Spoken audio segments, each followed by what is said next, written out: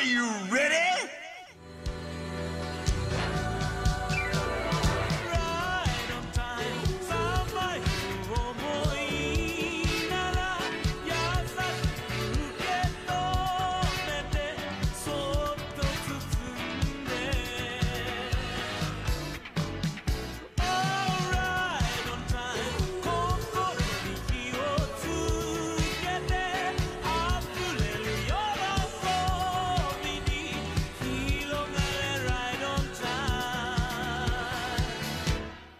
Hello, boys and girls. Welcome to another seasonal Weeb Club roundup where we're watching all the first episodes of the season except for Blue Period, which we are watching on the weekly. So we will talk about it, but... Yes, we'll talk about the first episode. We haven't recorded it yet. It will be episode 22 when we first talk about the first episodes that are out. But in the meantime... we are, drafting our shows. So, of course, What the What isn't here, so it's just the three of us. 29 shows. We know how a draft works this time. Well, Vindy always did, but I may not have. It's okay. Hey, I'm not going to flame anyone. Okay? Once again, we're all normies, just in different ways. You can't mention we're all normies casually like that and not be working on we're all normies too. It's pretty toxic. Maybe the Weeb Club has been my we're all normies too. Maybe I've been making a point for a while now. No. Stop this. You know it's not. It might be. Don't let this man escape out of working on we're all normies too. I've been busy reading baseball manga. All right. Anyway, so Vindy, what's the draft order? Or do you want to, because we're doing extra shows, like how do you want to handle that? Do we pick first? Or, so I think since we're doing extra shows, we should probably get the two, because in a draft of three people, right? The two most desirable positions are first and third, right? Okay. Because we will always get two picks in a row. So I think we just do a coin flip. Okay. I'll let you call. Let's do rock, paper, scissors. What'd you get? Scissors. I got rock. Okay, I can't trust you. All right, call the coin flip. Heads. Hey, you forgot the most important rule. It would be fun if we actually paused real quick to pull up a game of rock, paper, scissors online. But I feel like that'd be really good, and you recorded your screen and everything. I mean, I'd do that if... Do I trust you? I would like to do that. But I swear to God I only did it once. I think it would be cool. Would you want to pull up online rock paper scissors crafts? Let's do that. I think it'd be fun. Okay, I'll record my screen. Give me a second. Or do you want to record your screen craft since you're probably the one who's gonna edit this? I can. Yeah. All right. By the way, I'm super cracked at rock paper scissors. Best out of 3 or just best out of 1? Yeah. This website's made for best out of 3. Okay, gotcha. The way I play rock paper scissors, it doesn't actually affect me here. I close my eyes and just I close my eyes, so I'm actually not gonna look. Well, I'm not recording it. Hold on. Oh. I essentially don't look at what I throw or what the other person throws or who wins. I just make my picks and keep going until I'm told I win. Indicate to yourself in some way when the screen's supposed to go up in the recording. Okay, I'm ready. Okay, I already made my pick. Oh, I hit start recording, right? Not start streaming? Okay, I hit start recording. Oh.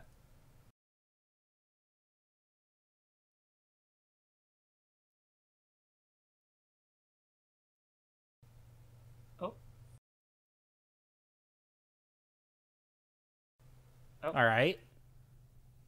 Round 2, win with the paper. Oh, it's set up for best of 5. We keep going. Fuck. You're actually such a cringer.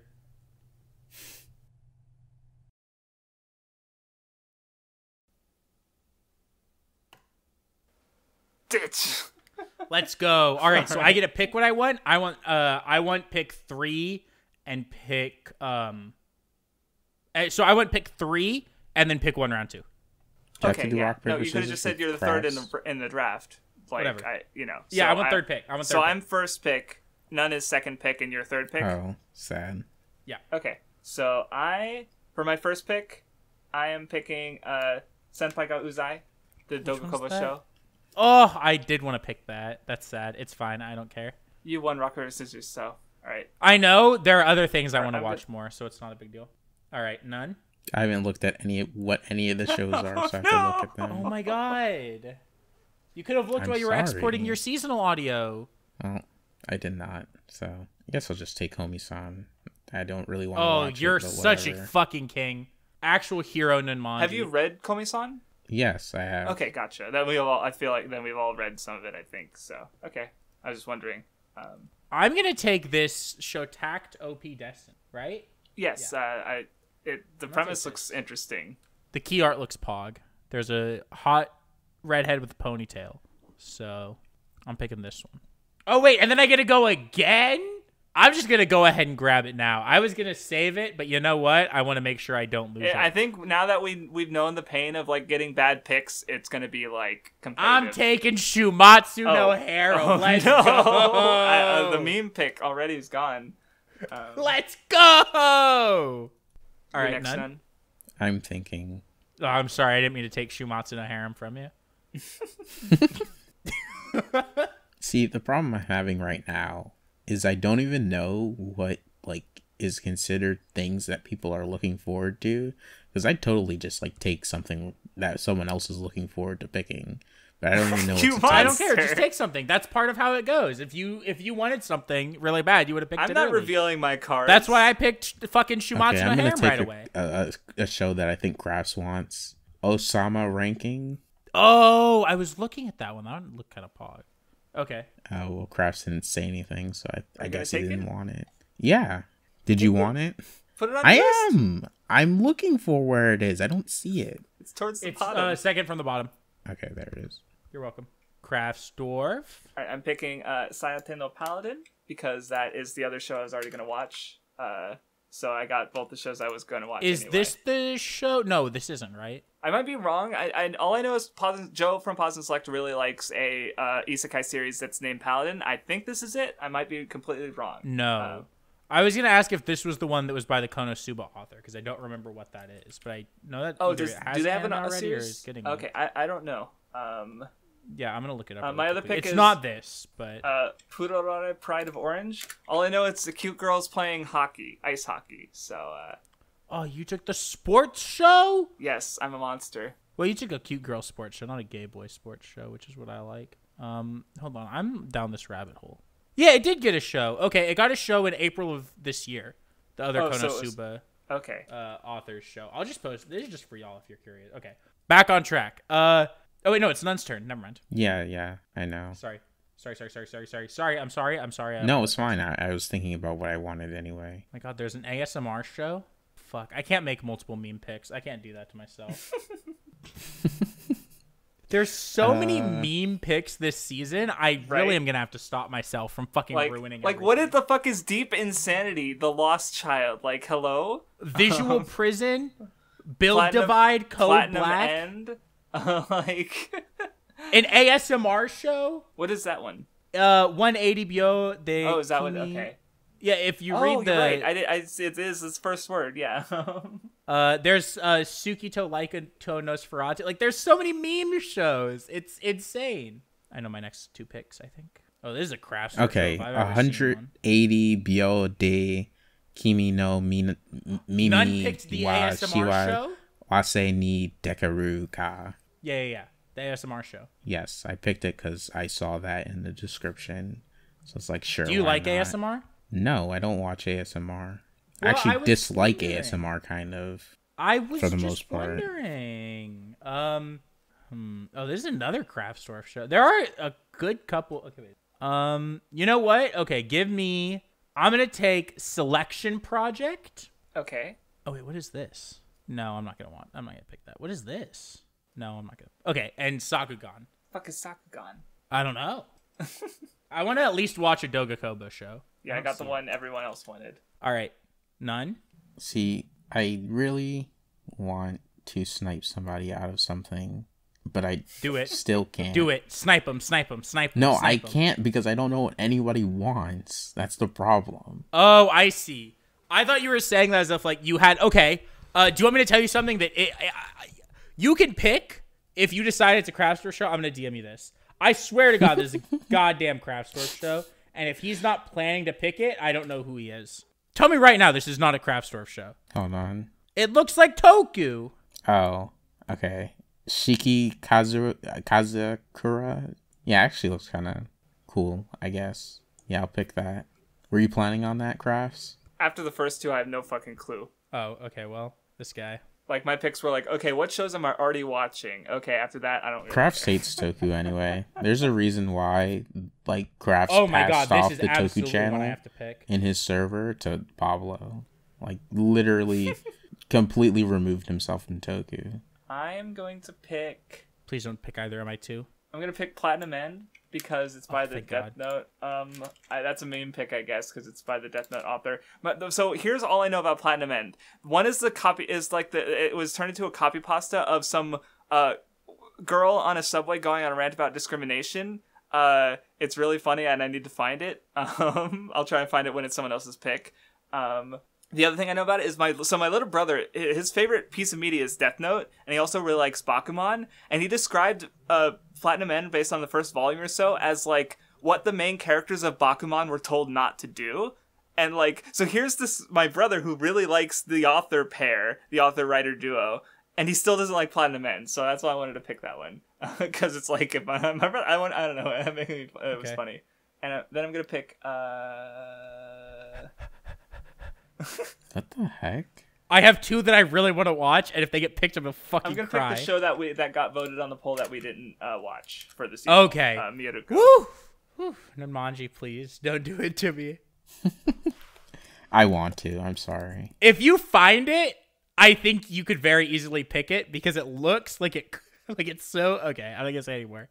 I could see you seeing it, the lights flash in your mind, and you know. But I could also see you ignoring it. So we'll see. Trying to look a little carefully.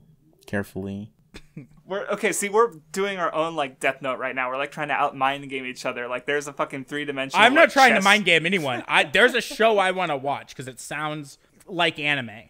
I can't say anymore because it'll give it away.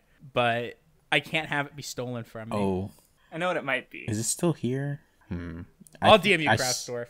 Shinka no Mi? No, that's not it. But you picked it. I should have finished reading all of the things, I wonder, but I saw Kraftsdorf, like the did you first know? part of it, and fuck. God damn it. Ah, shit. Okay. Well, Where is yeah. it? Okay. So my first it pick is. is gonna be. This is the one that I really didn't want none to take. I'm picking Muteking, the dancing hero. I think it's pronounced Okay, Muteking. I would not have picked but, that. Sure. And then the second one is the Gyakutan Sekai no Denchi Shoujo. Where Sad. the fuck is it? What, It's were you near gonna the pick bottom. that one? No, I don't know what it is. I like the key art. Oh fuck! I should have picked. Well, actually, no. I don't want to pick that. You can have that. I don't It's trust. your turn. You don't trust what? I don't trust this studio. You don't trust Lurche? I don't trust them. They're good. I've only seen good things by them. I know Anand doesn't trust Studio fucking- Lurch. What is it called? They did the Assassination Magical Classroom School- anime, which no, was good. Magical Kujuno Girl Honkai Raising was Project. good. They did Danganronpa 3. They did Asobi Asobase. I think that makes up for it. They did Carnival Phantasm. They're Pog Studio. Look, they're probably slightly better than I give them credit for, but like that's literally the only show I think of when I see Lurche. So But I it's Sobi forget all the other things Asobase. they make. Has a girl with spicy armpits. All right, none. It's your pick. I don't know what I want to pick next, so you can't snipe me because I don't have any thoughts. Yeah, I figured you guys wouldn't care about what I pick at this point. So I'm looking. There might be other things I want to watch as I go through. So, if your next turnaround, you might be able to snipe me from something. yeah, I'll just pick Kyoukai Senki, I guess. I know that's not something you guys were gonna pick, but I was actually thinking about it, but it was gonna be way late if I did. Oh, I'm picking this for sure. Okay, I know. All right, I'm gonna pick Shinno Nakama Junai. It's a pharmacy isekai thing. that was the other watched- one I was thinking about. Actually, that which, was you know, my I just second thought, choice. like, hey, if I didn't pick Kyoukai dropped an Senki. isekai show last season, so why not drop another one this season? And Sad. I'll take Heike Monogatari, which is already airing and people are talking about it, and somehow it hasn't gotten picked yet. So like, what the hell? I don't know anything about it. It's directed by Sayo Yamamoto, I think. It's definitely a KyoAni. No, it's Naoko Yamada. Now, God, I mixed them up again. Shoot me. Wait, this isn't KyoAni. I didn't realize Naoko Yamada was... She left. In a different studio. I didn't know she left KyoAni. How did you not hear anything about this? Fuck, now I wish I had picked that. I didn't pick, like, I looked at it and thought it seemed like a good show, but I didn't pick it because I thought it'd be more sought after. So the fact that you guys didn't pick it yet when you had the chance made me think it must low-key not be this, like... If I had known, picking, so. If I had known it was a Naoko Yamada show, I would have picked it. I just didn't know that. I didn't know she had left KyoAni. Sad. Hateful. It is hateful that nobody told me that. I agree. No, you're hateful. Okay, what's your second pick? This looks like a nun show. I'm surprised he hasn't picked this yet. I have no idea what you could be talking about. Wait, has it been picked yet? Why is it not on the list? What is it?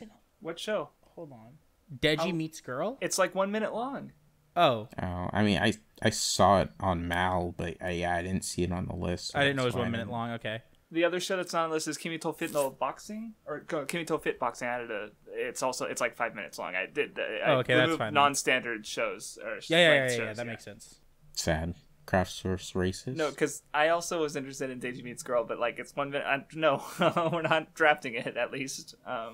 Yeah. Okay. I'm still looking. I'm sorry. Are we still... Wait, am I stupid? It's my pick right now. I'm pretty sure. Right? Oh, I thought Crafts only picked one on his turn. No, I picked the pharmacy one and Heike Monogatari. You're right. I forgot you picked the pharmacy one this round. I thought it was the previous one. Oh, that's so cringe. I was going to pick a show and then I read what it actually was about and I'm not now. Fuck. I looked at a show and decided to pick it, and then I look back at the list and it was literally Vindy's first pick. Oh. I didn't notice. So tragic. Like Vindy sniped you from the past. Like hey. he understood what turns out I was actually playing Death Note all along. I'm like, see, the problem I'm having now is the rest of these shows just kind of don't look super. Yeah, I mean, look, we're all just going to have to pick bad shows. So just pick one that, like, at least kind of sticks out to you, right? Or just pick a random one. Like, pick it randomly. You know what I mean? Like, they're all bad at this point, right? All right, Tesla Note. All right. Okay. I'm going to take Megaton-kyuu Musashi. And then I'm going to take... I'm trying to decide between, like, 3 or 4... Wait, has this show been picked yet? Oh, it hasn't, huh? Let me read what this is. That's so edgy. Do I have it? What is... Hold on, let me read this one. All right. Oh, wait. No, you already picked that one, didn't you? Yeah, you did. All right, I'm going to pick this isekai. I'm going to pick Sekai Saikoku no... Whatever. The assassin one. So those are your 2 picks? Yeah. So now it's Nun's turn. All right. Taishou Otome Otagi Banshi. That is my pick. Okay. Okay, I'm gonna pick Tsuki to Laika to Nosferatu, which is I don't know. People are talking about it, and that's because the premise starts with the first astronaut in human history was a vampire girl. That's all I know about it. Okay. And then I'll pick. I can't pass on a show that's called Deep Insanity Lost Child. I was really thinking about it. That was the one that was so edgy. Yeah. I was so close to it. Also, real quick, so before we move on, I just want to make sure the count of shows is correct, because 1, 2, 3, 4, 5, 6, 7, 8. I have 9 shows. None has 1, 2, 3, 4, 5, 6, 7, 8 shows. Mindy has 1, 2, 3, 4. I have 7. 6, 7. Okay, so that means of the last shows. So there's 4 shows left. So hold on. So None grabs 1, I grab 2, then you just get the last one.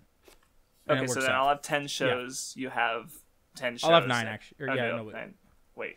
No, I'm at 8. I'll have 10. Oh, that's where my count was wrong. Okay, so yeah, we'll both have 10 shows, and then None will have 1 show. Or 9 shows, right? Yeah, yeah. It'll work out. So okay. None make his pick, and then I pick 2, leaving you with the last one. Oh! Let's go!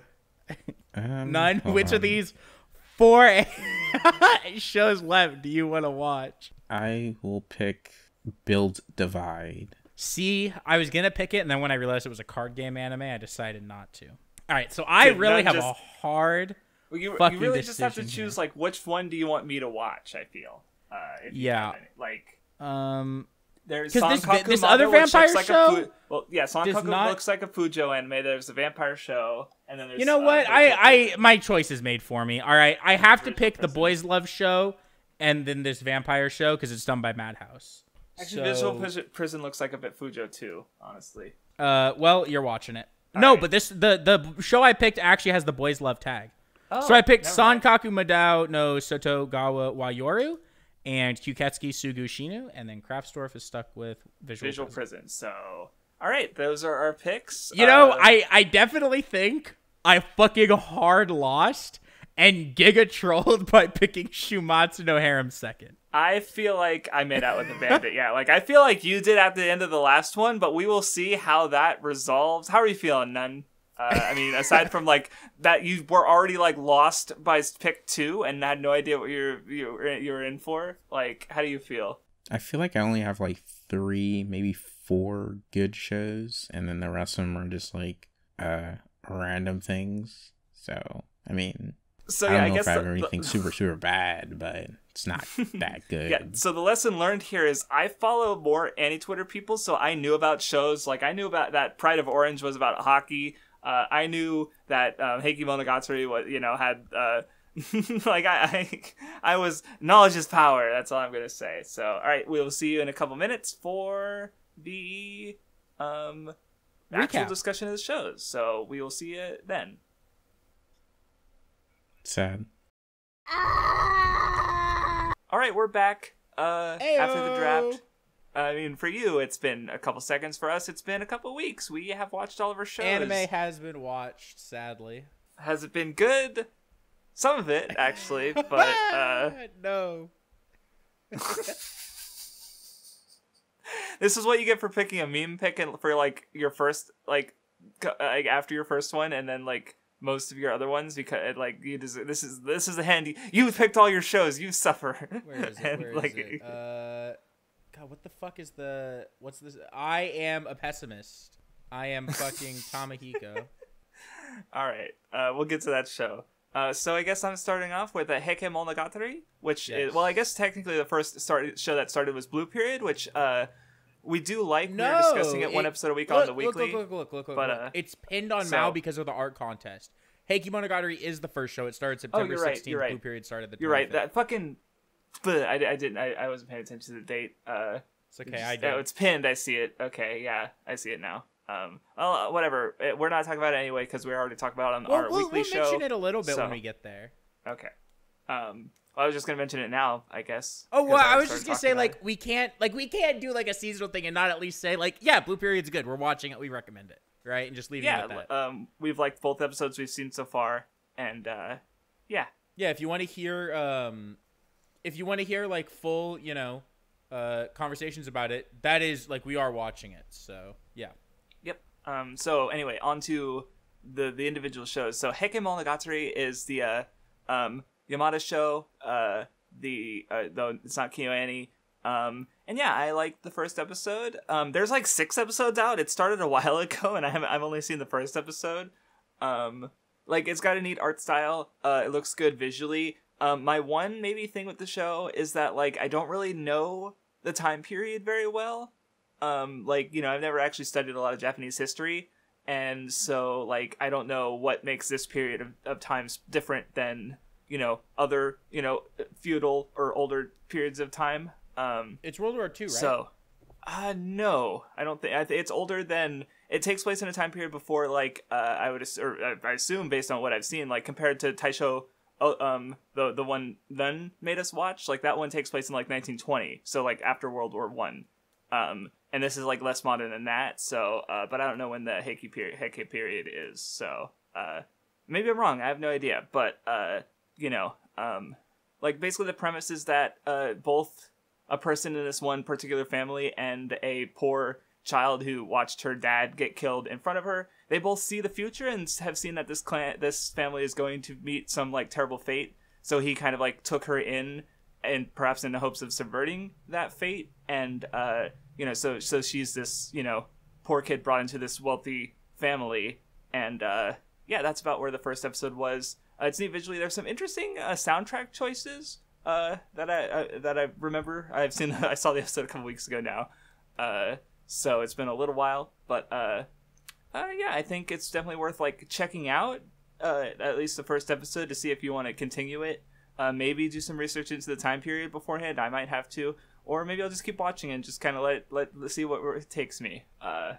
Nice. Yeah, that's about all I have to say on Heike Monogatari so far.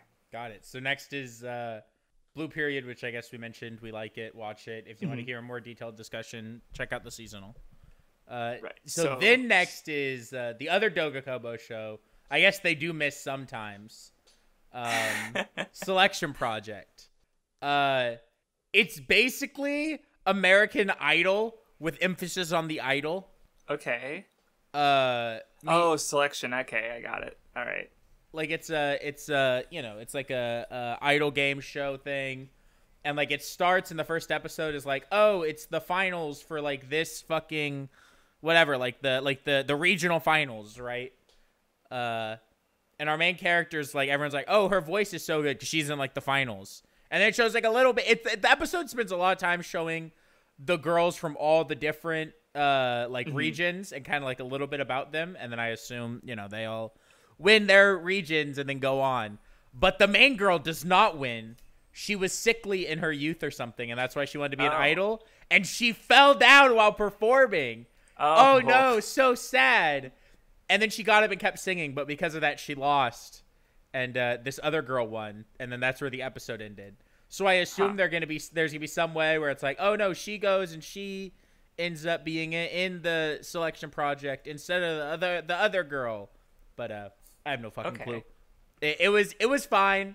Not angry. Not my favorite idol anime I've ever watched. Not up there in terms of idol anime, but not the end of the world. It was fine. If you like idols, maybe check it out. It could get better after the first episode. I could see it getting pretty good, but the first episode didn't really hook me at all. Unfortunate. Yeah. Did you like anything like production wise or music wise? The music wasn't bad. I actually thought there was a soundtrack song that played like twice in the episode that was pretty good. Yeah. I don't know how like they'll do like the actual idol performances, but at least like the one that we saw, there wasn't much dancing. She was just kind of singing, and like there wasn't any CG or anything. I mean, it's Dogakobo, so the show looks great and the girls are really cute, right? Yeah. But okay, that's good. It didn't have like I also didn't think it looked as good as the other Dogakobo show this season. Okay, that's what I was wondering, actually. Because, yeah. No, okay. This is the B Team's show for sure. Unfortunate. Yeah, that's all I really have to say about Selection Project. You have the next one, too, don't you? I know I do. Megaton-kyuu Musashi. This is one of the shows that I liked. I would consider watching episode 2 of this show, actually. Oh wow, okay. So to set up the premise, there's like aliens invaded, right? Came in, wiped out most of humanity. Some of the people that are left had their fucking memories wiped and were put into like a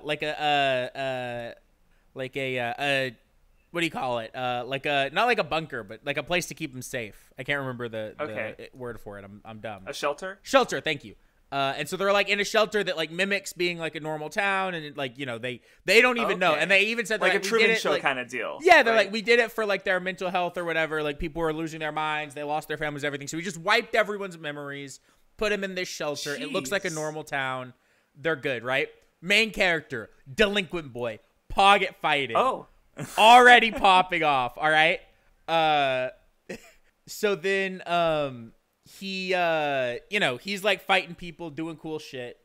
And then he's like whatever, like he kind of gets recruited by this other guy who's part of the group that has the big mecha to go fight the aliens. And so it's him and another delinquent boy. And then this like little nerdy boy are piloting the mech. And there's this one really cool scene where when the nerdy guy's like trying to get him to fight or to like trying to like kind of test him and then have him join him to like go fight the robot, because they don't even know like that it's happening, right? Because like they don't even have memories of the aliens or anything. He has him like fight these robots, and like there were 2 different insert songs that played as they fought the robots, and they're like completely different styles. Like the first one was like kind of a rap song, and then like the robots like could like see their movements. So then the main guy pulls out his phone and plays like a rock song, and he's like, okay, now we fight to the beat of this song, and they can't catch it. And that was pretty pog, actually. I was into that. Oh, okay.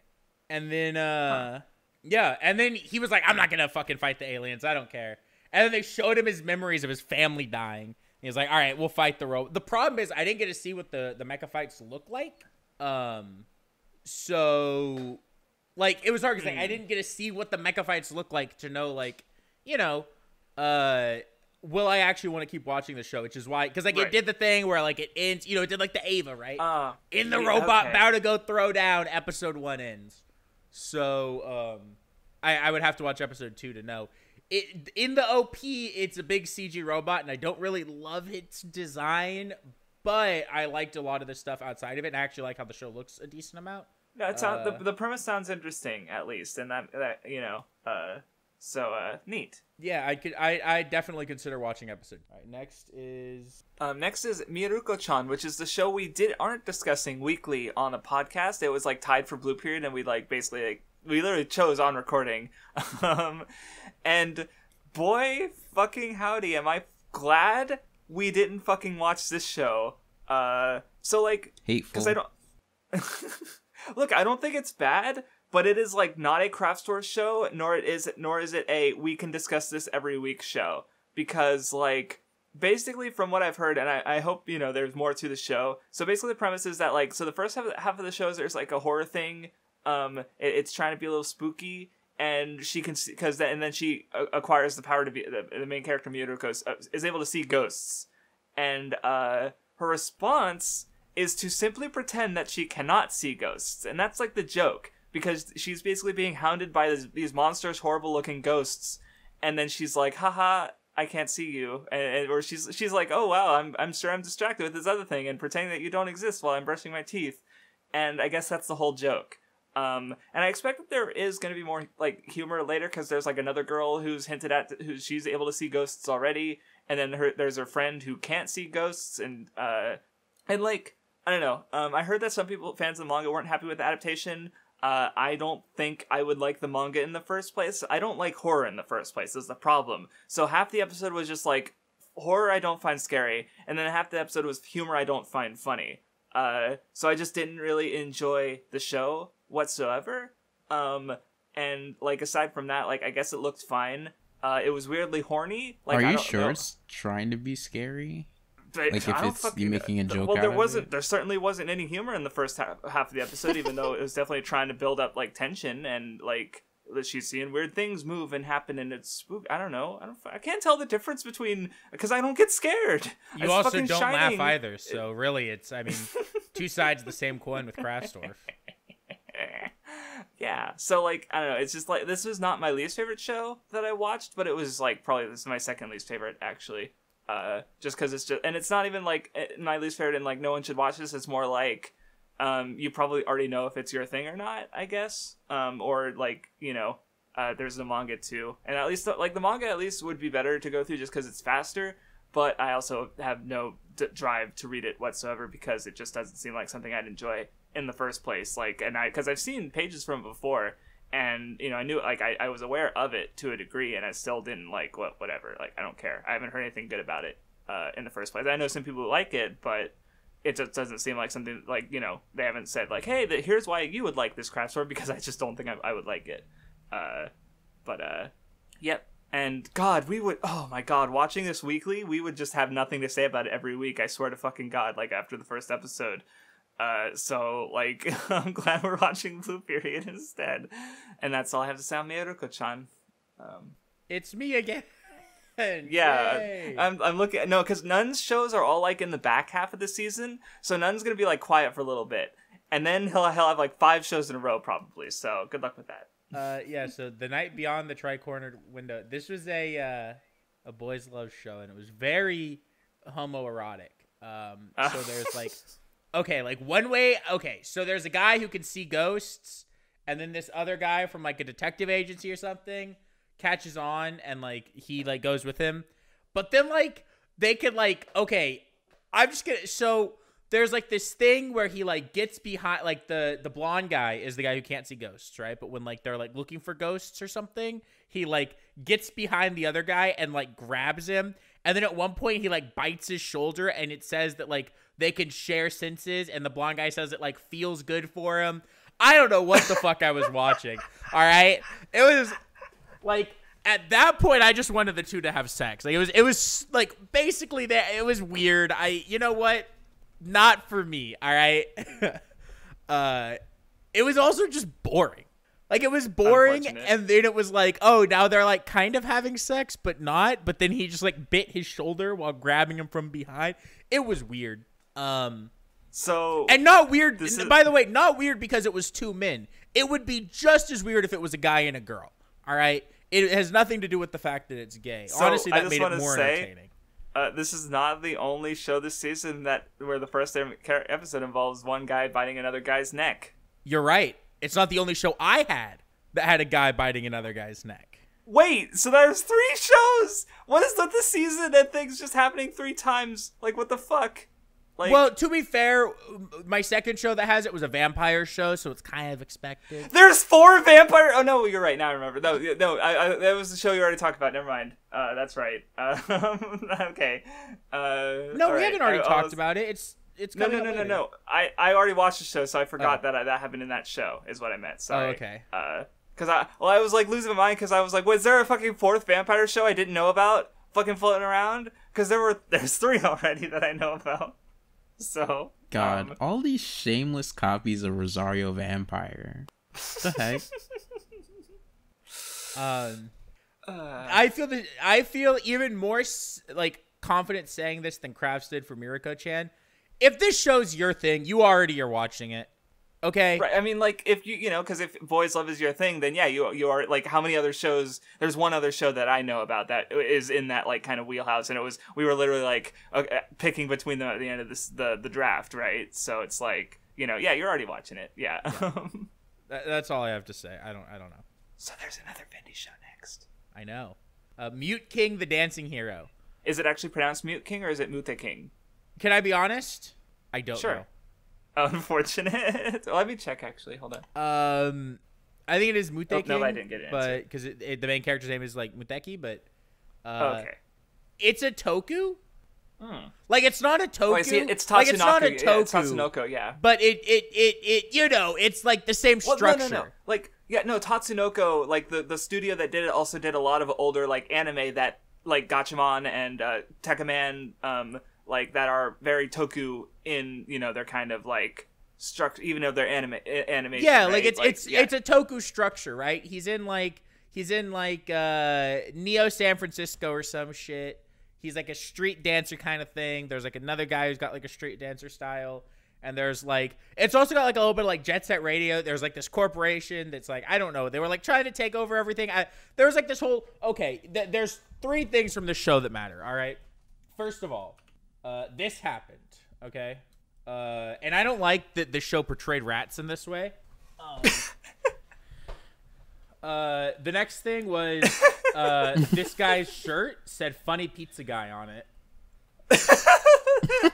And I did like that it said Funny Pizza Guy. That was pretty good. No, it's always funny seeing like America portrayed in anime. It's something else. Well, then there was this, which I felt was just racist.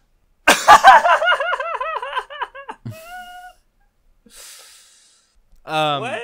This show was made for you to pick. But then also like it was racist, right? The taco tacos tacola combo with tacos and a taco. Okay. But then he got the tacos and they were like French fries as well, which you don't eat French fries with a taco, so I don't know what the fuck that was. Unless you're getting but nacho they were fries like at they Taco were like Bell. Black. And so then he like bumped into someone and dropped him. And then the taco company was like from the bad guys or something. And there was like one thing or something. And then there was like an idol performance. And then there was like a monster that showed up. And so then and it was like all 2D, right? It doesn't look bad. Like it looks fine. It was like, but then like there was a monster showed up and like this DJ guy, he like played a song and it made like these squids go into the main guy's heart. And then it went to CG and he turned into like a Power Ranger and with roller skates on. Yeah, transforming hero thing. Yeah, with roller skates on. And he beat the monster. I don't know. I didn't have enough drugs while watching this show, so I can't really, yeah. Very much seems like a children's, like a bad Toku. Oh, sad. So that's all I have to say about it. Right. None. Are we on Tesla note? Yeah. Okay, so this show, I'm pretty sure, like, toward the beginning, there's this child and his, like, mother or whatever, and then, like, all of a sudden there's this big train that just comes at them, and it just comes out of nowhere. And, like, basically what's going on in this show is there's this guy named Tesla. He's apparently so smart that Edison envied him because he was so much smarter. Wait, that's what the show says like about the real him. Person? No, Tesla's a made-up person, but the show's like using the real Edison, like Thomas Edison. Right, so it's using the real Thomas Edison, but not the real Nikola Tesla. Yes. Okay, I was like, none. For a second, because like everything you said there is like true. So like for real life Nikola Tesla. So I thought None just didn't know that Nikola Tesla was a real person for a second. I'm pretty sure the guy in the show isn't Nikola Tesla. I don't think it was. I feel like let me look real quick. No, it is. Oh, Their aim is. I'm looking on Mouse. Their aim is to recover the it says legacy Nikola of the genius Tesla. inventor Nikola Tesla. Okay. Well. Anyway. Sorry. Sorry, no, it's just funny because you're acting like they made up some insane person who's like real. So like the premise of the show is, Tesla, he was super smart, did all these things. He left like Tesla fragments around the world, which is the show didn't explain what the fragments are yet. But basically what they're doing is they're just like messing up like a bunch of machines. So like at one point during the episode, a truck came out of a portal and almost hit these old people. Mm-hmm. Just a bunch of random things going on. It was pretty not entertaining. The beginning of the episode like has the show in 2D. Then just like out of nowhere, the main girl rises up out of her desk and she's 3D. And it was so weird. I think I've seen that, like, I guess the main characters are in 3D, but most of the show, or parts of the show, aren't. Like, I saw another scene of a CG character interacting with a 2D character, and it did look a little weird. I don't know what that was It about. looked a little less weird when the main characters and stuff were together, but it's just, like, I didn't know about the 3D at all, so it was just, like, it had all these 2D shots and 2D people, and just out of nowhere, she just comes into the shot. Well, I can understand that being weird, yeah. Well, because, like, I think, because I remember the show Vindy watched last season where it was, like, a fight between two people, and one of them was 2D and one of them was CG, which was really weird. But, like, because I think... did you block it from your memory? I don't know. I gotta go look what show it was. It was, was it Nighthead 2? Was it? No. No, because Nighthead was... What was it? Keep talking. I'll find it. I believe you, but... But, because, like, I think what works better, like, Muteking, for example, where it's, like, it's using the CG to represent this, like, special effects things, like Gridman and Godzilla SP kind of do that as well. Even my least favorite show of the season does that. Like, does the monster look like shit? Yes, but at least I get, like, the idea of using CG for a monster rather than, like, using CG for people, but also not CG for people. Like, that just seems, like, dissonant and weird, and I don't understand why it's done like that sometimes, because, it sounds weird. I've somehow lucked out and not watched a show that looks like that yet, but you guys are unlucky, apparently. The main girl is like a ninja for some reason. So, she's with these people who are trying to figure out what's going on with the Tesla fragments. None of the other people are ninjas or anything, but she just happens to be a ninja for some reason. I don't have much else to say about it, because... oh my it was god, not a good show. I just saw the rating on my anime list. 3.83. It is Tesla Note is hated. Holy shit. Sorry, I just saw that and I was like, Jesus Christ, I've seen like 5s and 6s, but woof. Sorry, keep going. I mean, I'm pretty much done with it. Okay. It was a show. Okay, so next is Tsuki to Laika to Nosferatu, which is the first vampire anime we will be discussing this season, and the only one that doesn't involve necks being bitten, apparently.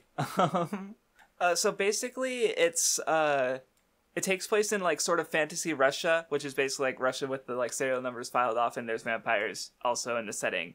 Where basically it's like, it's cold. Dot's mom has plenty of garlic. God damn it.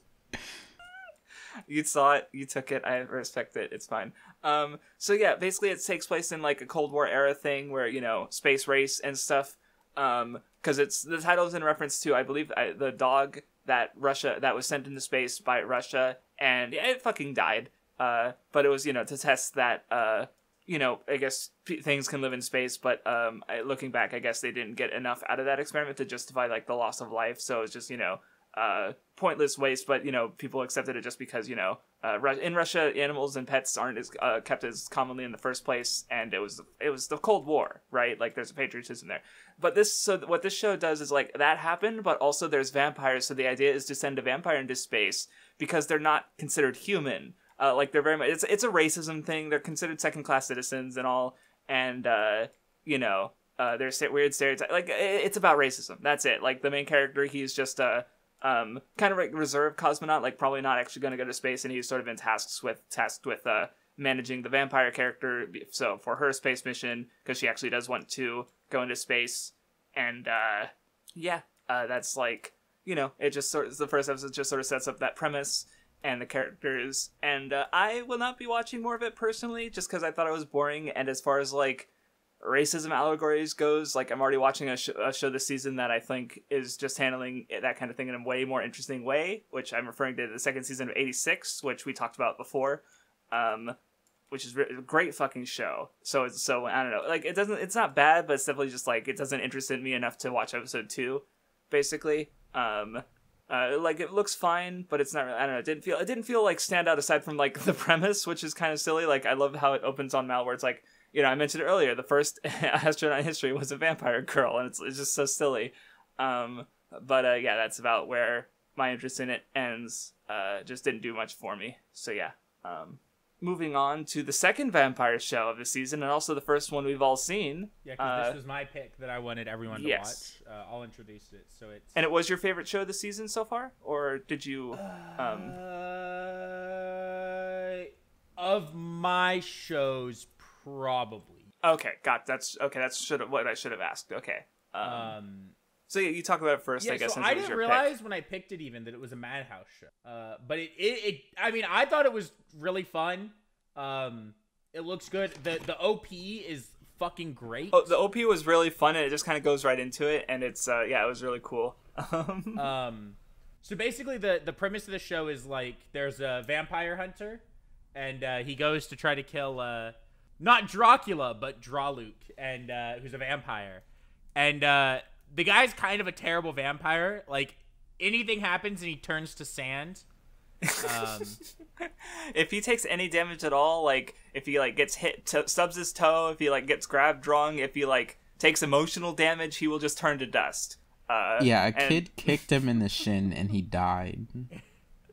And it is funny just to see like how little it takes, because he keeps dying he dies 4 times in the OP. I was counting because I thought it was funny, because they're like dancing and then something would happen and he'd die, and I'm like, okay, this is funny. And like it was able to keep being funny because, again, just the variety of ways that he died was funny. And every time he does it, the voice actor like makes a noise and says something. And there was one part where he like reassembles himself, so it like plays that backwards. It plays it backwards. So that was funny. It definitely used the joke like really well in a way I was super into. And so like at the start he's like a fucking neat and just like plays video games and hangs out with his pet armadillo named John, who's the best character.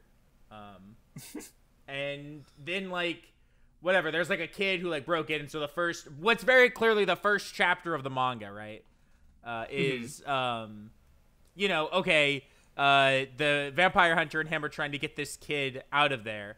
And like there's traps, but all the traps keep getting turned on him and killing him. And then I guess his big mansion burns down, so he goes to live with the vampire hunter, and basically ends up becoming his assistant. His assistant, yeah. And so then the second half of the episode is like them just kind of doing like dumb shit. Like they're trying to like stop this vampire, but like at one point the vampire, he bites someone's neck. It's not the vampire, was it? No, he bites the pseudo vampire's neck, right? Right, yeah, and then he dies. Because he's so weak that biting someone's neck kills it. It's great. It's really good. I think, he's literally the worst vampire. Like, he just sucks. But he can't, because he can't. He can't even do his, he's like, I've been drinking too much. Or no, he even does drink blood, and he goes, ew, it's too rich, and he dies. Like, he's just... Yeah, he said he's too used to drinking milk and eating eggs and stuff for breakfast, and just normal things. He can't even drink blood anymore. There's another joke I loved where he turns into he's like, I'm going to turn into a bat. And like he fucks it up and he's like half bat. He starts running around. It's a really fun episode. And if the manga wasn't like basically non-translated, I would maybe consider reading it, because there's a really cute girl in the OP. I saw her and I was like, that's why I said because you mentioned that you probably wouldn't watch another episode of the show, and I went, but it's got a this show I do want to watch. This is the show that I for sure either want to start keep up with or watch when it's done. A certain show from last seasonal that had a better Vindy girl I still have not touched. Yes, yeah, you're right. Unfortunate. I'll get back to it. I keep thinking about how I need to turn it on, maybe tonight or something. Because I was going to watch it, and then I had to fucking deal with watching all these shows, so. All right. But, what did you think about the episode specifically, none that we haven't said everything that you wanted to say? What the heck? I thought it was a good episode. It was really fun. I liked how they were both chasing after that one kid who was just in the vampire's house. Like, they thought that the vampire kidnapped him, but he was just there. And it was very funny to see them be outwitted by a child several times. And I definitely want to watch more of the show. I think I will try to finish it.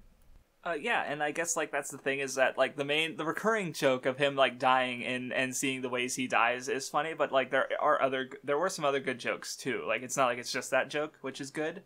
I'm also gonna keep watching it, I think. Yeah, another one of the jokes I fucking loved was the one where he first sees John. Is like, where was he? And it zooms in on the cannon traps from earlier, and he was one of the cannonballs that had been shot out. I fucking loved that joke. That was just one that I remember. But yeah, I thought there were a bunch of fun jokes outside of just the main gag.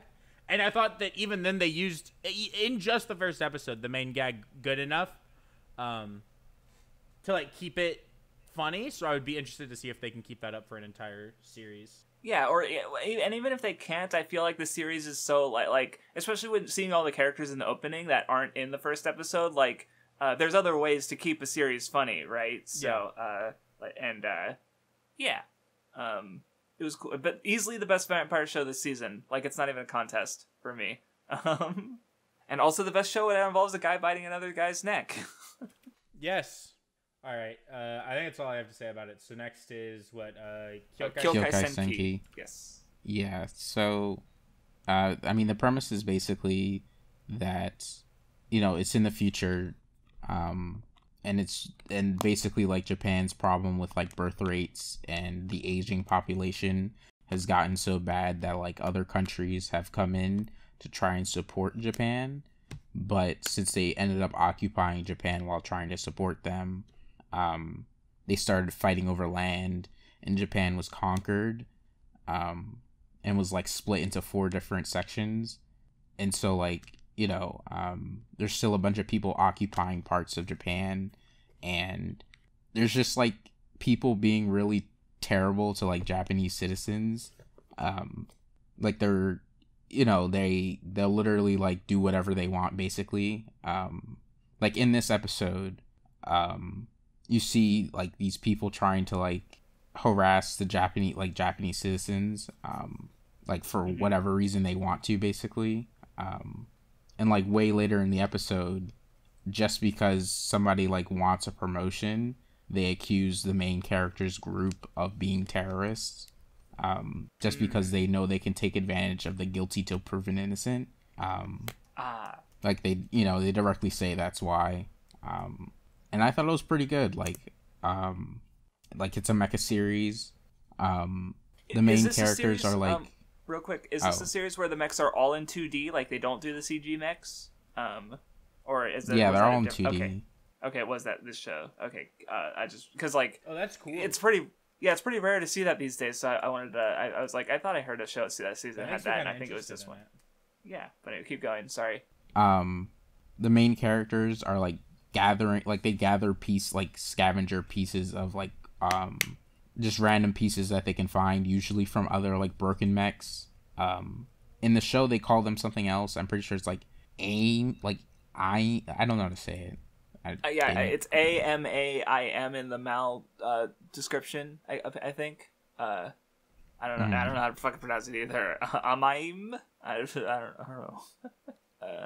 And like the main character is like gathering these things up, and he found like a shelter, like an abandoned.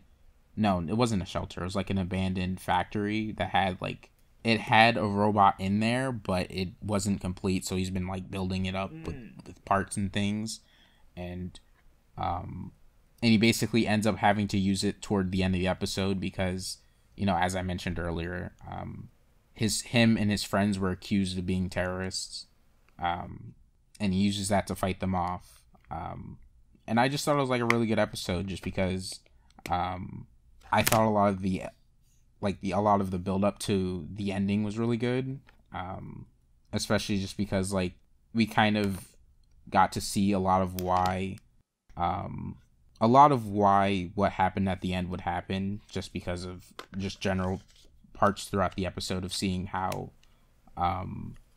Japanese citizens were treated. And I think it's definitely something that I'm interested in seeing more of.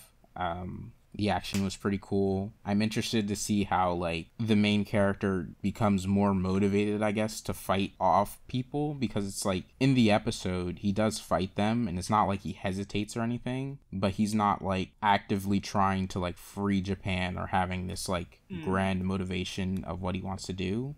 Okay, but it could easily build towards that, likely, or you're thinking maybe I'm not entirely sure how it would just yet, because he just seems like he's more fascinated by like building things and like scavenging things, but he's not like, I don't know, he doesn't seem to be like super motivated. Like he's just not really like motivated to do that. And his personality currently is like he's kind of just like going with the flow, I guess. If that makes sense, right? Which I guess makes sense if he's like kind of has like lower position from like underdog kind of thing. So kind of makes sense for it. Okay, I see. But yeah, I thought it was a good show. He's definitely gonna be a fugitive now by the end, so I want to see what that does to him. Also, what are there seems to be animal mascots in the poster? Oh, that okay. Yeah, I should have mentioned that. Basically, that he finds this machine piece that ends up going into his mecha, and it's like this sentient AI. Okay. And it doesn't have an actual form, but when he puts it in the machine, it decides to choose its own avatar to represent itself, and that's why it looks like that. But it's not it's not actually that, if that makes sense. No, it's a virtual thing. It's not like a fucking fairy floating around, which like that's what it looks like on the poster. So I was fucking confused. I was like, because the premise sounds like it's a fucking maybe kind of gritty, like clearly like things aren't good for Japan. There's some fuck shit going on, but then there's a cute little mascot fairies just floating around. I'm like, what the fuck? Like I needed an answer. Sorry. No, it's fine. I was wondering what it was too when I was watching. Well, not when I was watching, but when I saw the poster. Mm-hmm. Okay. You also have the next show, by the way, so... Oh, yeah. Okay. So Shinka no Mi, it was fine, but it's definitely not one that I'm interested in watching more of. Like, the premise is just basically, this guy who's fat and ugly and stinky by the show. Like, the show says that. That's not me describing him. He gets bullied in his class and is just like, nobody likes him, and his entire class gets like isekai'd. And it's just a really weird way how they do it, because it's just like a voice is talking to them over the megaphone in their school and basically telling them, you're gonna get isekai'd, so group up. And everybody's like calm about it. Like, nobody's like freaking out about it. Okay, weird. like they treat at it like a most school like, trip, right? Like, which that's kind of what it sounds like. Where, you know, like just class projects and stuff. Where, oh, group up, everybody. Like, it sounds like they're approaching it with that energy. When it's like, you guys are going to another world. It's like, okay, that seems weird. Yeah, I'd be pogged up. And I assume the main character they didn't end up basically in a group, react, right? They react how you react. Like, they're like, oh, that's kind of weird, but then they go along with it. Okay. And everybody's like, and you know, he's telling them, oh, check your stats and check this stuff, like, before they go. And you know, nobody wants to group up with the main guy, so he ends up alone and just like goes there by himself. He even gets transported somewhere completely differently just because nobody grouped up with him. And throughout the first episode, he's just like scavenging. He finds some fruit. He finds like, and this fruit's like this special fruit it's like the fruit of evolution. And he eats a bunch of those.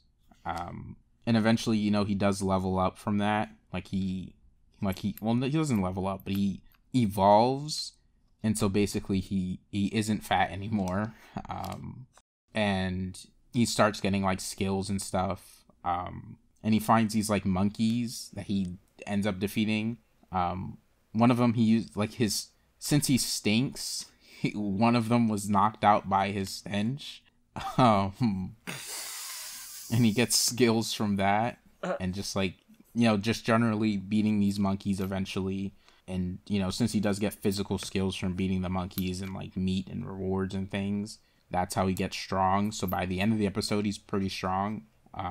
You know, he's still level 1 for some reason, even after like defeating all these things, but he has like a bunch of skills.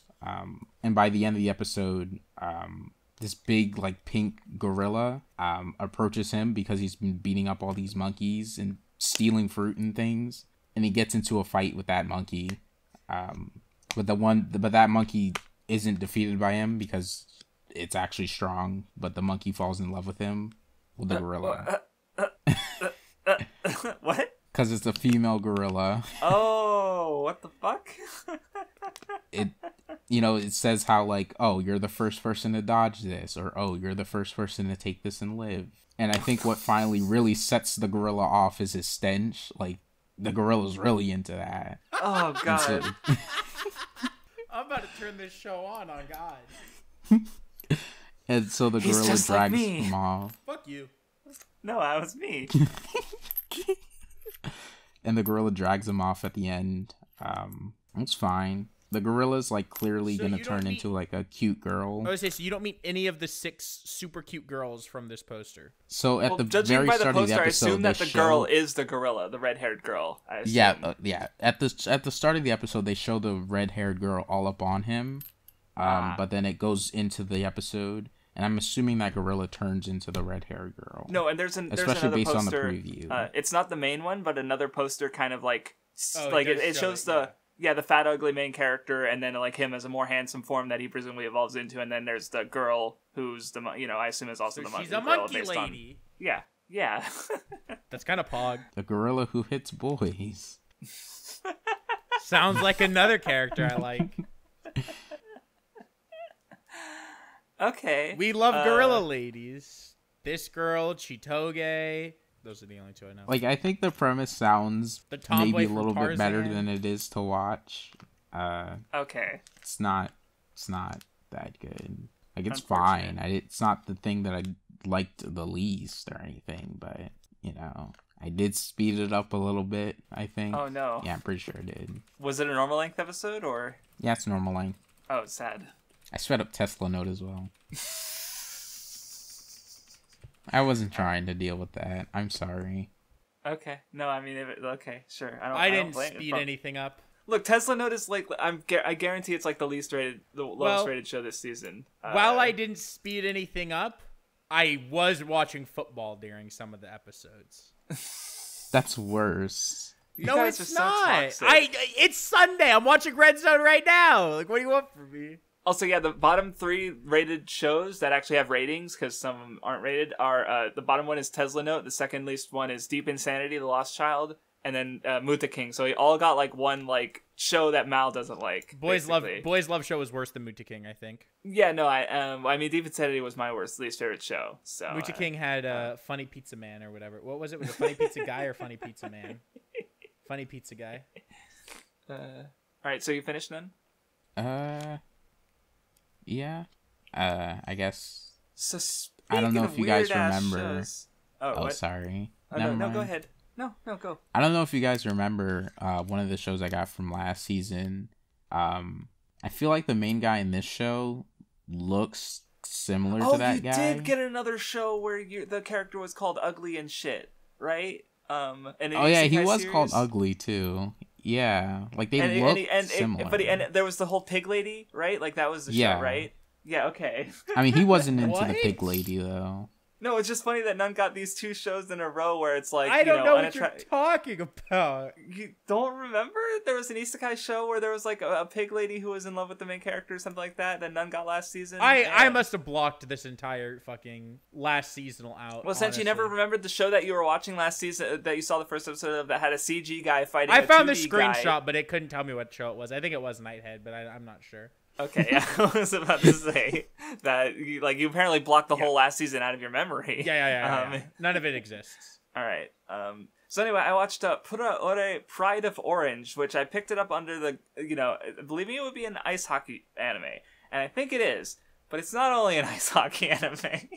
Yes, so, sir. You guys, I mean, you might know by now, and I saw it on TikTok, so I know. Yeah. So basically, the first episode, it does kind of flash forward thing. They're like fucking fighting Canada in an ice hockey match, and like a flash forward. Yeah, or I already said that. And they win. So the match ends, and it cuts, and they're on the ice again, but this time they're idols. It's based. It's not just an ice hockey anime. It's also apparently an idol anime. And what makes it even fucking weirder is some of the color palettes they chose for these characters. So you got Delta variant Yohane, you got fucking Galarian form Chika, and you got third stage Rico, and it's like, these specific color combinations are fucking weird, right? Because, like, obviously it's slightly different, but it's still like, I've seen these exact same colors in a different idol anime. Like, you can't get away with this. Like, what? I haven't dropped it yet because I want to see one more episode, because the first episode is basically like we see the students like who are going to join the team. I guess they're talking. They decide to go into the ice stadium, and they basically practice a bit with the coach. And she's talking about her galaxy brained idea where she wants her team to be both like good at ice hockey but also be idols, so that after the game they can do concerts on the ice, and because she thinks it will bring in more like audience members. And I'm just like, but won't they slip on the ice when they dance? Like, this seems hazardous. Like, after a match, like, what if they lost? Like, are they still gonna have a concert? Like, they're gonna be sad because they lost. Like, it just seems like so, like, what the fuck is this show? I don't get it. I don't understand. And, like, none of the characters know yet. They come on, like, one of the characters was like, oh, fuck, if we, like, because they were doing, like, a warm-up thing that was definitely dancing, but they were not being told it was dancing, basically, and one of them was like, okay, thank God we're about to go on the ice, because if we did any more of that, I would just fucking left. Like, it's like, imagine if I brought you guys in to record a podcast, and I'm like, okay, now that we're done recording this podcast, we're going to, like, record ourselves reading Shakespeare. Let's go. And, so we can do an audio drama of Shakespeare. Like, that's not what you fucking signed on for, right? Like, I'd do it. I don't know. But I don't get it. I don't know what this show is yet. And so I want to give it a little more time to see, like, is it going to do something with it? Is it just, like where is that where the conflict is? That these characters want to fucking be idols? but like they're like, what's going on? I don't get it. This is the weirdest show I've seen this season, in all honesty. Like, it terrifies me. You know, vampire goes to space, like, racism, I get it, right? Visual Prison, it's another idol anime, we'll talk about it later. I actually get that one too. This one is like, I don't know what the fuck I'm watching, okay? I'm afraid. It's for Canadian level that's fans. Canadian level. That's about where. Yeah. I don't know what I'm getting into, but I'm gonna keep watching it. And Pride of Orange. So I also got the next show, which was the longest fucking title I've ever seen in my goddamn life. I swear. Oh god, I'm gonna read it, aren't I? Shin no nakama janai toyusha no party wo oidasareto no de henkyou de slow life suru koto ni shimashita. Or in English, banished from the hero's party, I decided to live a quest life in the countryside. Quiet. Yeah, that's it. And there's like another alternate title that I'm not gonna read. Oh, okay. It's quiet, so, not quest. I have dyslexia. Fuck you. Say it all again. But I'm gonna kill myself. I said it right the first time, bitch, in Japanese. All right, so what's it about? All right, so basically, so how many of you guys have played Fire Emblem? Because apparently this wasn't it. It was an influence. Not me. I have played Awakening and one of the routes in 3 houses, and one route's like 20 okay, hours. So basically in Fire Emblem, they do a thing where they give you a really strong character in the beginning of the game. But the thing is that character becomes they have low growth stats, so they're really bad. But you rely on them at the beginning, and there's always a character that's really dog shit at the start, but has really good growth stats. So if you can like level them up a bunch, they're like the best party member in the right. And apparently that character type definitely has a name. I don't know what it is, because apparently this series was partly inspired by that, because the main character is that character. He was with the hero as a childhood friend, and they did a bunch of adventuring. Now they're basically adults, and he's no longer useful to the party anymore. He is not a true friend, because his growth stats are shit. He gets carried by his equipment. No. So he gets kicked out of the party because he's not able to help the hero anymore, and so he wants to go live a slow life. So the first episode was like, we see a bit of that flashback, and he starts his pharmacy, and he's trying to help out, but he also doesn't want to reveal that he was formerly in the hero's party, and he's actually like pretty capable, all things considered, in like the relative to like normal people, even if like he's no longer able to match up to the hero's party these days. So that was mostly like the first episode. Like, it seemed interesting enough. Like, it's also like Pride of Orange, where it's like I want to see more of it, but I don't know if I'm going to keep up with it yet. Like, just kind of at that middle ground. Like it was fine visually. Apparently it's also like, so the Shin no Nakama part of the title, the true friend, apparently that's a reference to, what was it, Tales of Zestria. I'll try to link the tweet in the description, or I'll link it here too for you guys. Basically, because you guys are like Shield Hero, I think, where shows isekai kind of shows where the character gets kicked out of the party. Apparently this show, or the series it was adapted from, is kind of like kickstarted that, as far as like popularity wise for other isekai series doing it. And apparently it's if it wasn't a direct reference, it still uses the same word, and and lots of fans considered it a reference to an infamous part of Tales of Zestria, which I've not played. I just wanted to bring that up as like part of the background of this series specifically. But yeah, I don't it seems fine so far. I'm not super won over, I guess, but I'll give it a little bit more of a watch. That's I don't have much to say about the show, because I feel like, the first episode was fine. He goes, there's a fire in the forest, and he's strong, and he kills like an owlbear that some other adventurers were going to take care of, but he took care of it already. And he, like I said, he wants to hide that he's really strong, actually, relatively speaking.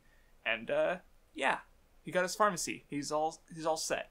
That's all I have to say. Epic, cool, neat. I have the next 3, so buckle up. Do you? Unfortunate. Oh, wait, no. Yeah, I do have the next 3. So the first one is an isekai. It's the world's best assassin, or the world's finest assassin gets reincarnated in another world as an aristocrat. Or something. I don't know. We don't actually see him get fucking reincarnated in the first episode. So basically, it starts and you're watching this like fantasy assassination, but they have magic sniper rifles. Well, no, it starts and they're at like an auction for young women, to be sold into presumed sex slavery. And so there's like one girl who's like, I don't want to look pretty because then they'll try to buy me. And then this other girl who's about to go up is like, no, you should look as pretty as possible. Then goes out there. And then her and this maid just fucking kill everyone in there. And then there's someone who's trying to get away and she gets sniped. And then it cuts to the real world where there's this old guy who's like in his 50s and he's an assassin or whatever. And he's a good assassin, but he's getting up there in age, right? He's getting too old for this shit, so he's going to retire. But he's like training this other girl who's relatively hot, and he's like training her to be an assassin. He's like, I'm going to go work for the agency in Japan, and I'm going to train new assassins or whatever. So then, whatever, they finish their mission, and then they're on a plane, and the assassination, like whatever the fuck, they hijack the plane and fucking blow it up. And then the episode ends, and there's like a goddess, and she's like, you can either be reincarnated, or you can go to this new world. Oh, and then it ends there. So it's mostly just establishing stuff. Yeah. So I don't know what's going to happen from there. I assume that he is one of the assassins we see in the first half of the episode that's like killing people, you know, in the like, you know. No, yeah, it seems like it's funny. It ends off with the choice, but we kind of see that like we can assume he goes to the other world and he starts training people to be assassins, I guess. Yeah, but we don't really know anything else. The one thing is he kept saying to this girl, like, don't trust people. You're an assassin. Don't trust people. And then died because he trusted the assassination thing. So I don't know if, like, you know, is the series going to be him, you know, pulling a guts and learning it's okay to trust people again? Is he going to decide he actually can't trust anyone? I really don't know, and I also really don't care. So, sorry, I love the way you built up to that. That was good. That's this show. It was mediocre at best. Unfortunate. Next is another show that a bunch of people I think have been hyping up. It's a Madhouse and Mappa show. It's Takt Op Destiny. It was fine. I mainly picked it because I thought the key visual looked kind of good, and I thought there was a really hot redheaded lady in the poster, but she like barely did anything in the episode. The episode had phenomenal animation. I'll give it that. Like fucking insane. Like fight scenes at a couple points. But besides that, there wasn't much that I was super into. It was like the premise is like, I guess, like there was like a meteorite and it fell and it creates these fucking monsters, and the monsters like attracted by like music, or they said it was like something like sounds, but specifically music is like what really sets them off. And like our two main characters are one of them. It didn't explain enough about like the actual like premise for me to fully understand what was going on, I think, but like like, you know, it does the thing where it kind of drops you in, you'll have to learn, you know, as you watch. But like there's a girl and she fights the things, but she fights them alongside this guy who like the first thing we see him do is like play the piano because he just wants to play the piano or like, you know, make music essentially, but he can't because of these things. So he has to fight with this girl, and they like he loses his arm and then gets a conductor's baton and like conducts her in these fights to like frag out. And then she just like eats all the time because she needs calories or whatever. So she just wants to eat, and they're trying to get to like New York, and they're in like the middle of the U.S. I don't know. It was, you know, here's the thing. I wasn't super into it. We know someone who is. Yeah, no, I'm planning on picking it up eventually. People might like it. I wasn't super into the first episode. It did look really good, and if you want to watch a show with like insane animation, the first episode really delivered. There just wasn't a lot personally that like had me like, yeah, I want to watch the next episode. Because I don't really want to turn it on. The only thing that you haven't mentioned that I saw is it looked like there was just some like the only parts I've seen in the show it looked with some of the action, just it looked like slapstick, almost like comedic, like characters crashing into shit or being knocked into things. There were some slapstick moments, but the action as a whole isn't like comedic. There was mainly like as a whole. I just meant just like I don't know. It looks like some. I saw like one, and it seemed like it just had a comedic timing to it. I think it was this show. Maybe I'm mistaken. There's only one moment I can think of. Like most of it, okay, I would say isn't really. Okay. Well, like you know, it had like typical like, you know, like action anime comedy where there's like some of it, but it's not like, you know, like the show's not being a comedy. No, yeah, I wasn't saying that. I was just more like, okay, redhead girl with a ponytail is super hot, but she like didn't do much, and you know, whatever. Yeah, it was fine. Watch it if you're interested, or probably just check out episode 1. I feel like I'm probably not the person to come in here and sell the show, because it's definitely been one of the most popular shows this season, and I kind of don't care about it. Okay. Next is another show. It has a lot less people watching it, but I've seen some noise around it on Twitter, which is Sakugan. And this was the other show I picked expecting to like that I didn't love, but I did like this show more than Takt Op Destiny. Okay. Another post-apocalyptic, humans living in a shelter. This one kind of had like a little bit of Gurren Lagann in it, kind of a little bit of like Made in Abyss in it. So people are living in like this like shelter underground. And main girl's like a 9-year-old. She's really smart, and she lives with just her dad, who's like a kind of a nice guy, but he's, she wants to, there's like caves, right? And you can go into the caves and find things, or maybe find a way out, right? Of the shelter and a way to live or some shit. And she wants to go into the caves, right? She wants to go be an adventurer. And her dad's like, no, it's dangerous. Just stay here and we can do this. You're like 9 years old.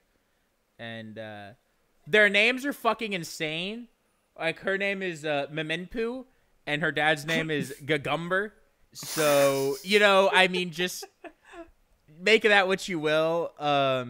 Yeah, and so then, like, they have, like, these friends that are also, like, another father-daughter duo, and, but they're, like, a little bit older, and, like, they both are getting advice from, like, the daughter gets advice from the daughter, the dad gets advice from the other dad, and, they're kind of both at a point where they're, like, maybe about to, like, she's really at the point where she's like, okay, I'm just gonna fucking go adventuring, because they, like, find a map or something to, like, potentially a way out or some shit, and then the dad gets some advice about being a dad, and then their friends die in, like, an attack near, like, the end of the episode. And they basically, like, decide to go adventuring together. And then the episode ends. It was enjoyable. It was fun. I still don't think I'm going to watch episode 2. Okay. But, I mean, yeah, it had, more there than I think. I don't know. That's kind of what happened. The show also looked good. It's another mech show. There's so many fucking shows this season. But Mecha is dead. Idols killed Even Mecha. What I've seen, like, because in this show they're in a robot. I have another show I watched. They're in a robot. Megaton-kyuu Musashi. They were in a robot. Too many. None watched a show that was a mecha. Yeah, like, it's just all mecha. It was fine. Cool. So next is Komi-san. I think Komi-san might have. It was one of the best shows that I had in my picks. I thought it was really good. I definitely am looking forward to watching the rest of it now, just because, like, I think it did a really good job with at least the start of the story so far. It's the show's really pretty. I did see the opening before I watched the show, but the opening isn't necessarily representative of the show. So I didn't want to just like assume the show would look that good. But it does look really good. Everything's like so energetic so far. Like, it's kind of crazy how good it looks. And if it just looks like this the entire time they're adapting it, that's kind of insane. I think it handles a lot of the moments in this chapter, the chapter that it's adapting really well. The part where, like, you two have read Komi-san, right? Yeah, yeah. I know Vindia has, and okay. I couldn't remember if Crafts read it. I think the moment when, like, With the chalkboard? Or a different moment? Yeah, when he was writing on the chalkboard to Komi-san, that moment made me tear up in the anime, and it didn't when I read the chapter. And to be fair, it might be because it's like I've already read so much of the manga, so I'm revisiting this moment for the first time in a while, and I know everything that happens later, so seeing this again could make it more emotional, so it's not necessarily how the anime did it that makes me... Because I did actually tear up when I first read that in the manga, and I was like, how the fuck did this manga make me tear up in like 6 chapters? But no, I was wondering if they would adapt that well, and it sounds like they did, so cool. I really liked how they handled the conversation on the chalkboard as well, because it's like honestly, I feel like that scene was maybe better in the anime, because it's like it really conveyed the passage of time of how long they were, like, having a conversation on the chalkboard and all the panning to everything they were saying and like just the general like, you know, time passing with their like reactions and things. Like I thought that was better. Like it stood out to me more, I think. You know, maybe I should go look at the manga and compare it, but I don't think it did the passage of time thing as well. And just conveyed how much Komi-san was letting out there, and being able to say all these random small things. Like it is there, obviously, but okay, cool. I think it was really emphasized. I think in just like general things I noticed, I noticed more of the characters who show up later in the background, like you know that like green haired girl. No, the manga doesn't have color. Yeah, right. The one who's like really sweaty, I'm pretty sure. What? No, it's been a while. The one who's since I've always read it. sweating. I don't remember. Himiko, according to Mado. I see her on the character Okay, list. this character looks familiar. I didn't remember that was her character's gimmick, if I'm being honest. Okay, well, she wasn't a character that I ever noticed before she actually showed up, so I didn't know she was here this early. And she might not have been in the manga, because that's the thing about adaptations, because like since the manga has so many characters now, then they have this like huge pool of characters to use in the background, right? Or maybe she did have speaking lines in the manga too, right? But you know, the anime staff has that like foresight now because they have a whole manga to work with, right? Because that's something that happens a lot, is they'll just like authors will introduce new characters and this student was in this class the whole time or in a different class in the school. But yeah, in an anime adaptation, like with Naruto, right? Like you see all the characters there from the beginning that don't get introduced until the tuning exams, right? So yeah. Mm-hmm. Oh, there he is, my hero. Oh, he said hi back.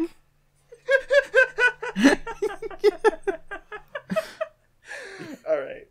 Cool. So it's cool that it was good.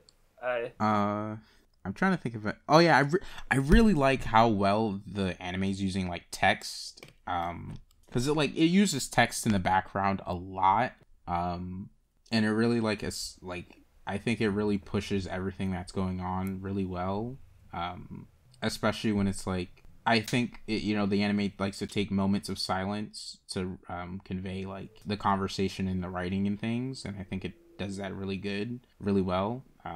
I do think it's a really well done adaptation, and I think it's really interesting how it's like conveying things, and it's definitely worth watching, I think, so far. Nice. All right.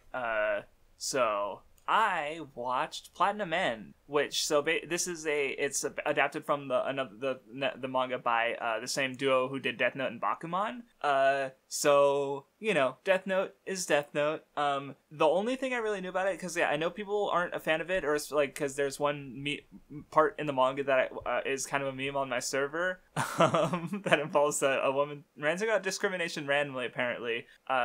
And then apparently the ending isn't very good or whatever. And my little brother, who, I say little brother, he's also older than like anyone else on the podcast, so but like his favorite like piece of media is Death Note, and he also really likes Bakuman. And what he told me about the first couple volumes of, or at least the early parts of Platinum End, is that it's like it is what the characters in Bakuman were told not to do. So he wasn't a fan of it, even though he likes their other stuff. So I had zero expectations going into it. And I actually did kind of like the first episode. So basically the premise is that the main character, he's just graduated middle school. Honestly, his life has been pretty fucking shitty, so he attempts suicide, and he gets saved by an angel, and then he gets kind of dragged into like a death game thing that's introduced later, where he has to, like, basically people with the powers from the angel have to kill each other to become God.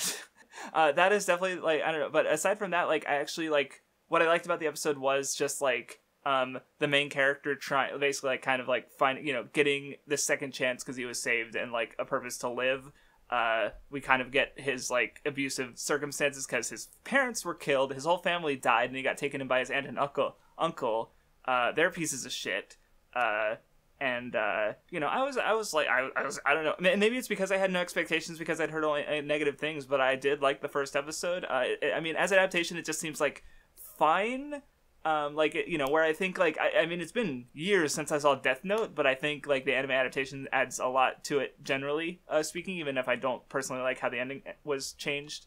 I've also never seen the Bakuman anime, though, so I can't speak on that. But, it doesn't seem like it's going to change things in particular, but, I don't know. I like the first episode. There's not a lot much more I have to say, without spoiling it. I was pleasantly surprised. It was. I think it was in like of the shows I watched. Maybe it was around the middle, but maybe towards the upper half, in the middle still. Like maybe I don't know. I liked it. I have no I'm gonna keep up with it. I have no expectations going forward. Maybe the ending's actually good and everyone's just stupid. I don't know. That's never happened before. But yeah, it's gonna be long too. It's like 24 episodes apparently. So I don't know. We'll see what happens. I don't have much more to say about Platinum End. It was fine. Shuumatsu no Harem. Yes, sir. Which apparently, after the first episode aired, it was delayed, and the rest of the show will be airing next year. Yeah. Apparently. Which also, it's weird because it's a TV anime, but there were boobs in it, and normally, that gets censored. So I don't know what was going on there. No, I think, well, sometimes. It depends on the show, because I think what was the show? Goddess Storm? Mother of Goddess Storm, that apparently had uncensored tits as well. But I don't know. I don't know the exact regulations and time, stuff. So anyway, go ahead. So the first thing I'll say about this show is the art. I picked it because I was like, maybe there's super hot women. It'll be entertaining in at least one way. But then the art was pussy tier, pussy 1 tier. In a bad way. Yeah, in a bad way. Like not good art. Like I was not aroused at all. But essentially, it starts and there's a guy and he's got I don't remember what sickness he has. All right, this fucking cuck. I'm gonna go now. I hate this guy already. Episode 1, he's terrible. But he's like whatever. He's got like some sickness, Like he's not doing too hot, right? So he's gonna go into cryogenic sleep. It's like 2040. He's going into cryogenic sleep for 5 years while they fix whatever the fuck he has, right? Then COVID-2 happens. All men on Earth dead by the time he wakes up, all right? My man wakes up. He goes to bed. Perfect utopia, right? Everyone's happy. No one has to work. Technology's great. People are just living their best lives, all right? He wakes up. It's a shit show. Most people live in poverty. Only women left. Really, truly the worst part. Finds out I was waiting for it. The only people left alive are him, and the only men are him. I mean, I could have just left it at people. Him and 4 other dudes that like they were all in cryogenic sleep for the same like disease or whatever the fuck. So they're the only guys left alive, right? And they found out because another guy woke up from his thing earlier, and they were like, "Wow, he wasn't affected by the virus." And then they apparently tried, and I'll get into why this came up. They tried like artificial insemination. The only way that he could get a girl pregnant with someone that could not die, right, to the virus or whatever, is if he had sex with them. Okay.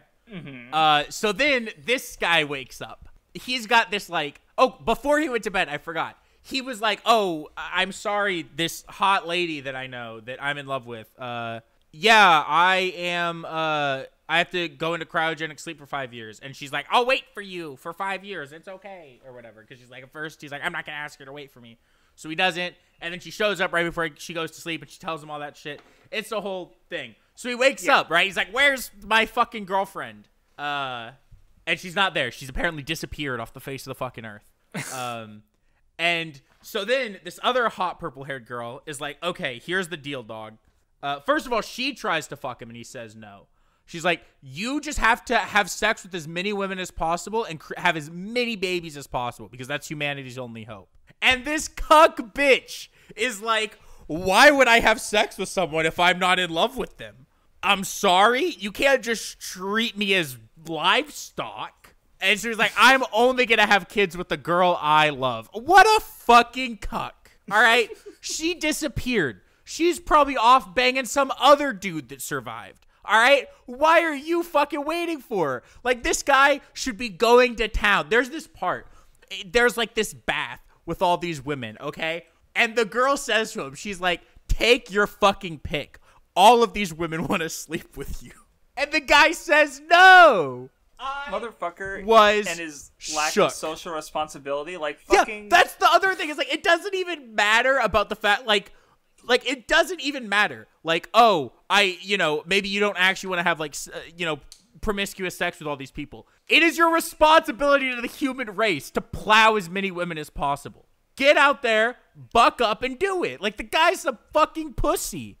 In a bad way. Yeah, in a bad way. And so she says, essentially, right, she's like, the way the episode ends, and why I am kind of excited for episode 2, I might continue watching. Because then the premise, he's like, I'm only going to have babies with the girl I love. Like a fucking cringer, okay? And she says, all right, well then, that's okay, but here's what you're going to have to do. Because she explains to him at one point as well that, like, most people live in poverty now because of the whole thing. Because, you know, women are ruling the world, so of course everyone's living in poverty. And these women, like, also live in poverty, but if they get pregnant, their lives change, right? Because then, you know, the babies are like fucking. It's like with pandas in China, right? Yeah, like she basically tells this dude, by the way, like your schlong is the most precious resource we have. Okay. What an asshole! He's like he could literally elevate these people out of poverty and also save the human race, but he's like, yeah, but love.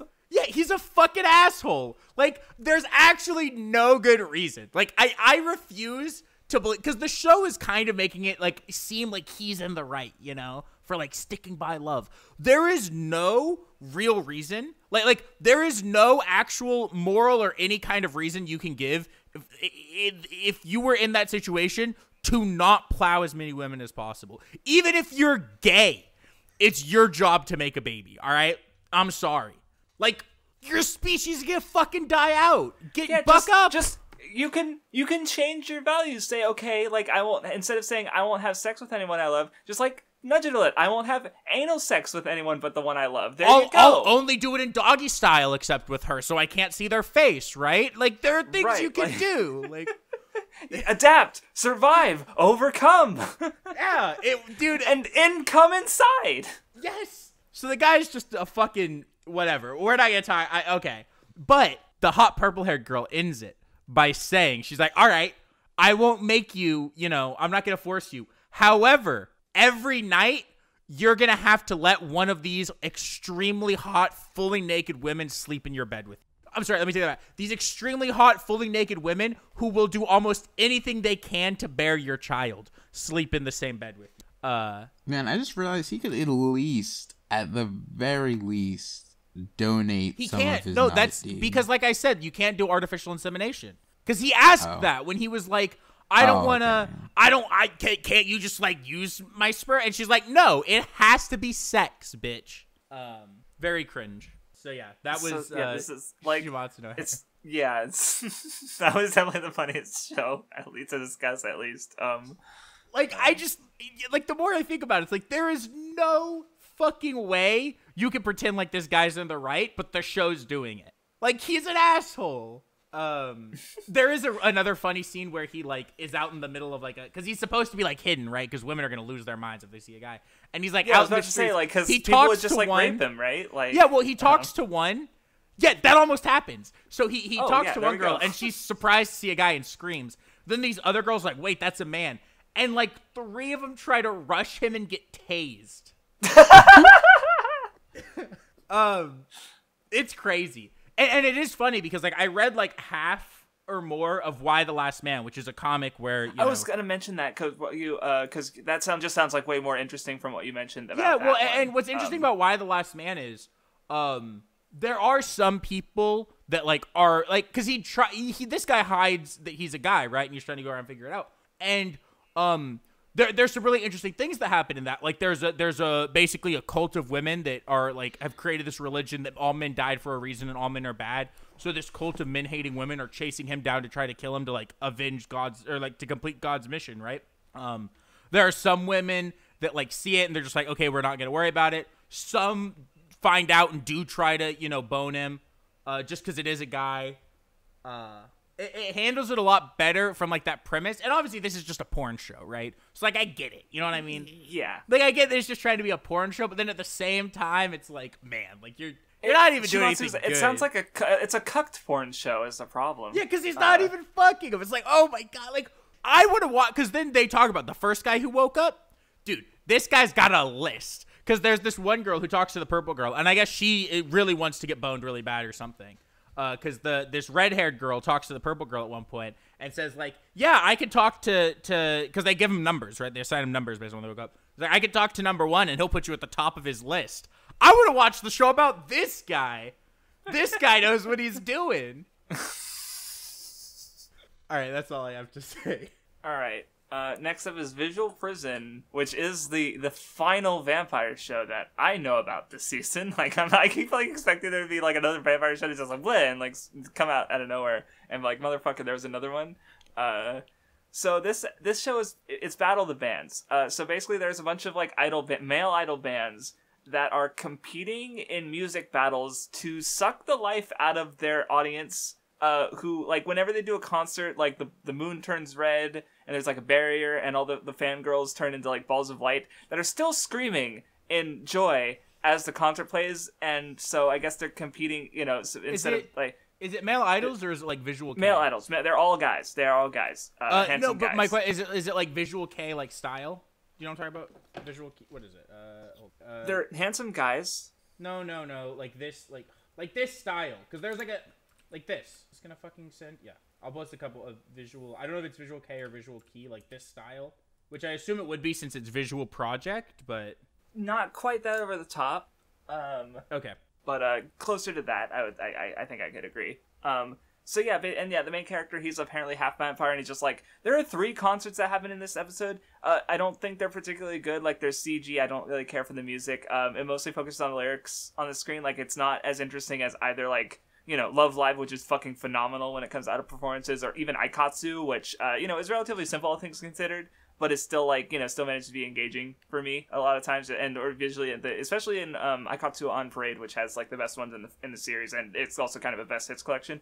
I don't know, this episode didn't do it for me, and yeah, it's just, like, it's you know, like, all the characters in the audience are women. There's, you know, the main character gets involved with the group, then they you know, homoeroticism.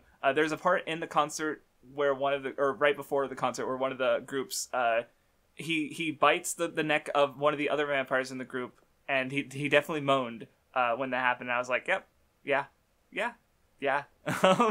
Like, it was a little, you know, like I said, I got it. I knew what it was, after I finished it, and I'm just like, yeah, it's just Vampire Battle of the Bands, and, but, like, you know, I don't care. I don't like them. I didn't like anything about it, really. So, some of the lyrics were funny, I guess. Like, this world is full of venom and hate. And I'm just like, okay. I was like, whatever. I didn't care. It was probably, like, you know, it wasn't, like, bad, but it was, like, boring, I guess, is the thing. So, yeah, unfortunate. That was all I had to say. Ooh, Nun's show. I can tell you liked it. Taishou Otome Otogin Banshi. Otogi Banashi? Yeah. Yeah. I really liked it. It's about this guy who was heir of this wealthy family, but he got into a car accident. His mother died. His right arm got, like, messed up and crippled, and he basically can't use his right arm. And he's become a pessimist. He is a sad boy. Yeah, and his father was like... his father was so upset at him because he basically said, oh, you would get your dominant arm messed up in this car crash, and casted him out.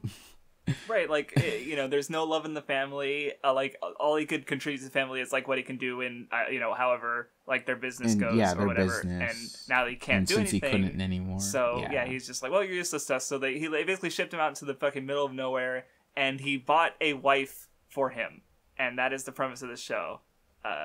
Yeah. Yeah. And, you know, the episode spends time on this wife coming in to, you know, basically brighten up his world, basically, because, you know, he's a pessimist. He doesn't sleep. He's just really, he's sad. And she comes in and she's like just really not really happy, but she's like, she's kind of the opposite of him. There's literally a visual where, like, he's in his dark world, but then he sees, like, a point of light, like, right before he first meets her. Like, she brings light into his world, basically, because she is good and sweet and is looking after him, and is just precious. I love her. Yeah, and she's like, she's really she's into him in some way. Like, she doesn't love him yet, but she's trying to love him because she's already she does see good something in him. Right? Yeah, that he can't like, see in as soon himself. as soon as he meets her, he puts his robe around her and shows some concern for her. And at first she was afraid to be like around him and marry somebody she doesn't even know. But after that, she decides to give him a chance, and try to love him, be nice to him. And this guy is like, since his family isn't nice to him, he's like so not used to he's not used to that at all, and like keeps questioning why she's doing these things. And like at one point, he basically like has an outburst at her and like says, you must not actually feel this way. And he basically wants her to say, mean things and not to validate like him, his negative feelings about himself, right? Yeah, and basically like toss him away like his father did and stuff, and like his family did. But she doesn't. So it's like, it's really cool. It's really cute. I liked it a lot. The main girl's really cute. I really liked her hair. Like the scene where she showed her hair. Her hair was really just good. because it was one of her worries, and she acted like it was a big deal. I definitely her have hair pictures is so of that. huge. It was funny, yeah. And cute. I also like the scene where she's like coming up the stairs and she has this giant. I was just doing some grocery shopping and she's so powerful. She just has this fucking like tower of groceries, and I'm like, she wasn't such a nice woman. She could beat the shit out of me. And judging by the other show with the tiny, hardworking, cute girl this season, I have a type. I realize I should have figured it out earlier, but yeah. Yeah, I could have told you that. I easily could have told you both those girls are the craft store type. I mean, like, because I've already taught, like, I think Chi from Hidamari Sketch is like probably my favorite like female character, and she's also like small, hardworking. Look, I couldn't watch the show without just thinking. Even though I know you had picked, I was like, this is like a craft store lady to a T. We'll talk about Senpai ga Uzai. Oh, we'll fucking talk about that. But this show, like, I mean, like, there's also another character in 86 who is also like a small child and adorable and hardwork and funny, and well, she's also stupid and kind of an asshole sometimes. But like, I don't know, this season like it comes in threes, so so when I watched this show, I was like, oh my god, another one, and she's good. Yeah. You don't have anything specific to say, Vindy? I liked it. I also liked her big hair. I really liked how there were. So first of all, I like knew from the beginning of the episode the thing that happened at the end, where like he was finally gonna get a good night's sleep with her there. Yes. Which is so I was waiting for that. Yeah, I forgot to mention that. And then I also loved when he was like freaking out. I was like, oh my god, I can't. How can I have sex? And he pulls out like a 20s porn book and flips through it, and then she brings in her second futon. That was great because no, she was being literal, and then they do talk about it a little bit after the fact, but that she's saving herself from marriage, and that was good.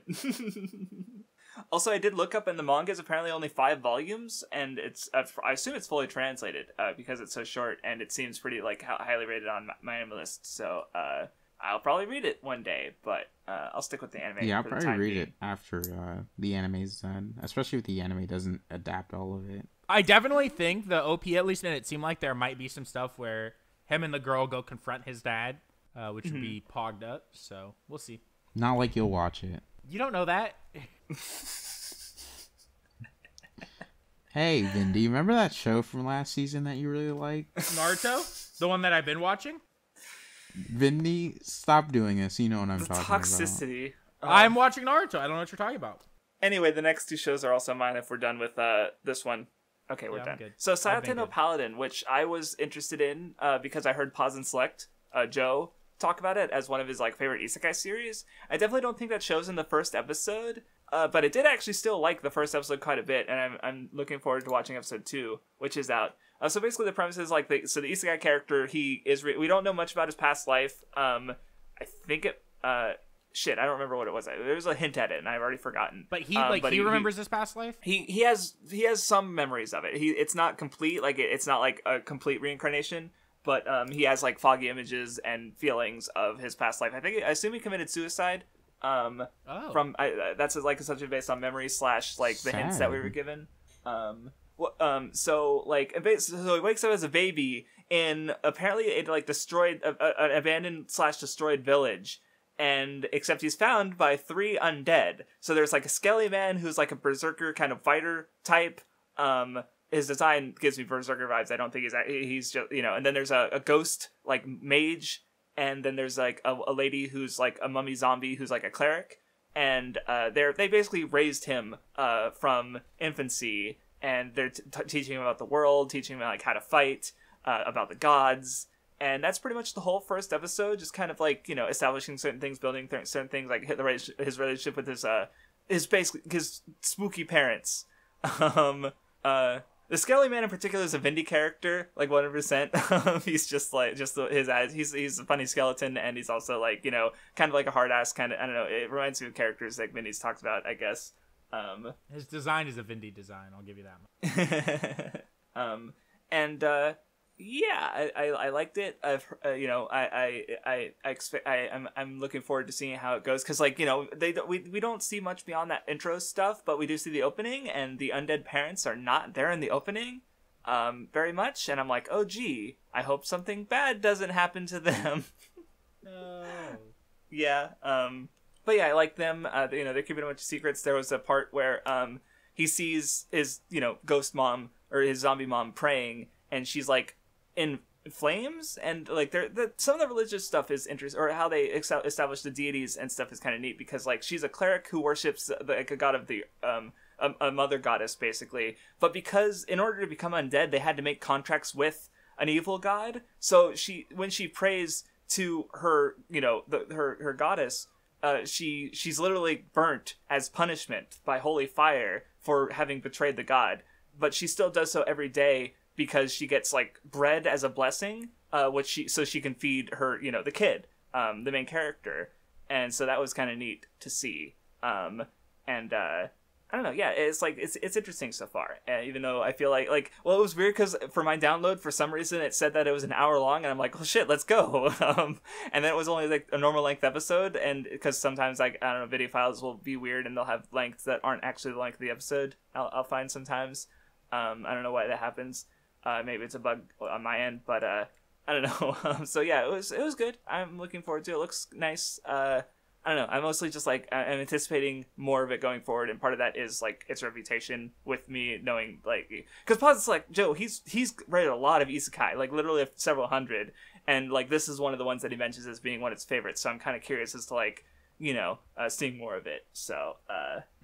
Yeah, but I feel like there wasn't that much to say about the first episode specifically. So, yep. Anyway, next is a show that I wanted them to watch because it was easily my favorite of the season, and holy shit. Doga Kobo can't miss. I lost my shit this episode. I loved it. So basically, Senpai I guess the Uzai... earlier part of the episode didn't happen. What? What did you say? I guess the earlier part of the episode didn't happen. What part? I mean, the Weep Club episode with Vindy talking about the other Doga Kobo show. Oh, yeah, no. Well, look, if you have 2 shows in the same season and you still have a hit, then that means that they can't miss, right? Okay. All right. Well, so anyway, the premise of the show is that, Futaba is, tiny and gets treated as a kid by her senpai, who she finds annoying because she has a complex about it and she wants to be, like, seen as an adult.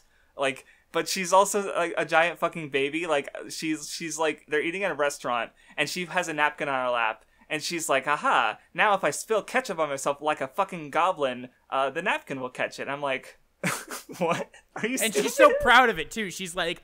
I've been working long enough to know how to like stop such a disaster from happening or something like that. or she's in the break room and she's like getting coffee and it's like, oh yes, bitter adult drink coffee, and then she puts like 5 sugar cubes in it. It's like, but it's pretty bitter, so I gotta put sugar in it. And I'm like, and again, she's like, it proud was that not she's drinking. 5. It was like 10. I know, it was like 2. Oh wait, I thought it was less than that. No, there was an wasn't entire counting. conversation, and the whole conversation was she's dropping in sugar cube. Yeah, you can hear the sound effects of her still dropping. You can see it. Well, you saw part of it, but then it stopped showing it, but you could still hear it. That's what I'm talking about. No, there's funnier than I remember. no, because in the second shot you can see it. It's just at the bottom. You can see your hand moving. I mean, yeah, but you can't see the sugar cubes going right in. Well, Holy shit. If this you see her fucking grab a guy, sugar dude. cube and drop it, you know where it's fucking going, none.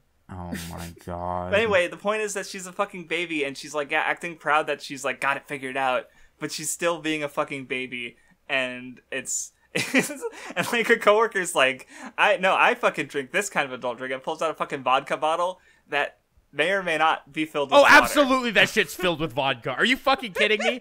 That bitch is a functional alcoholic. The way she goes, oh, don't worry, it's water, and then takes that big of a fucking drink. She drinks so much, she has no face drinking vodka. She just tells people it's water and then drinks a lot so they believe her because she didn't make a face. Absolutely fucking vodka in there. 200%. Can't convince me otherwise.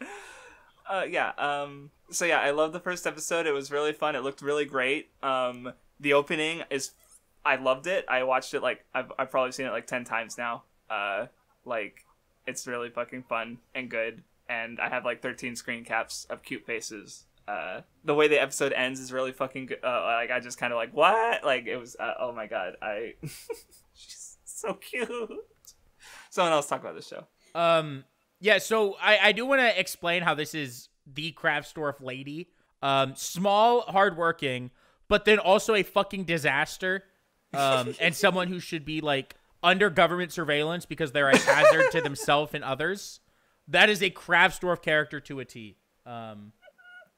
I love when she like messages her grandfather and she's like, I've climbed the steps to adulthood, and his grandfather and she's freaking out mixed up. He's freaking out like, who was it? Like, he thinks she fucking slept with someone, but she's just being confused because that's not what she was implying at all. And it's like, she's so stupid.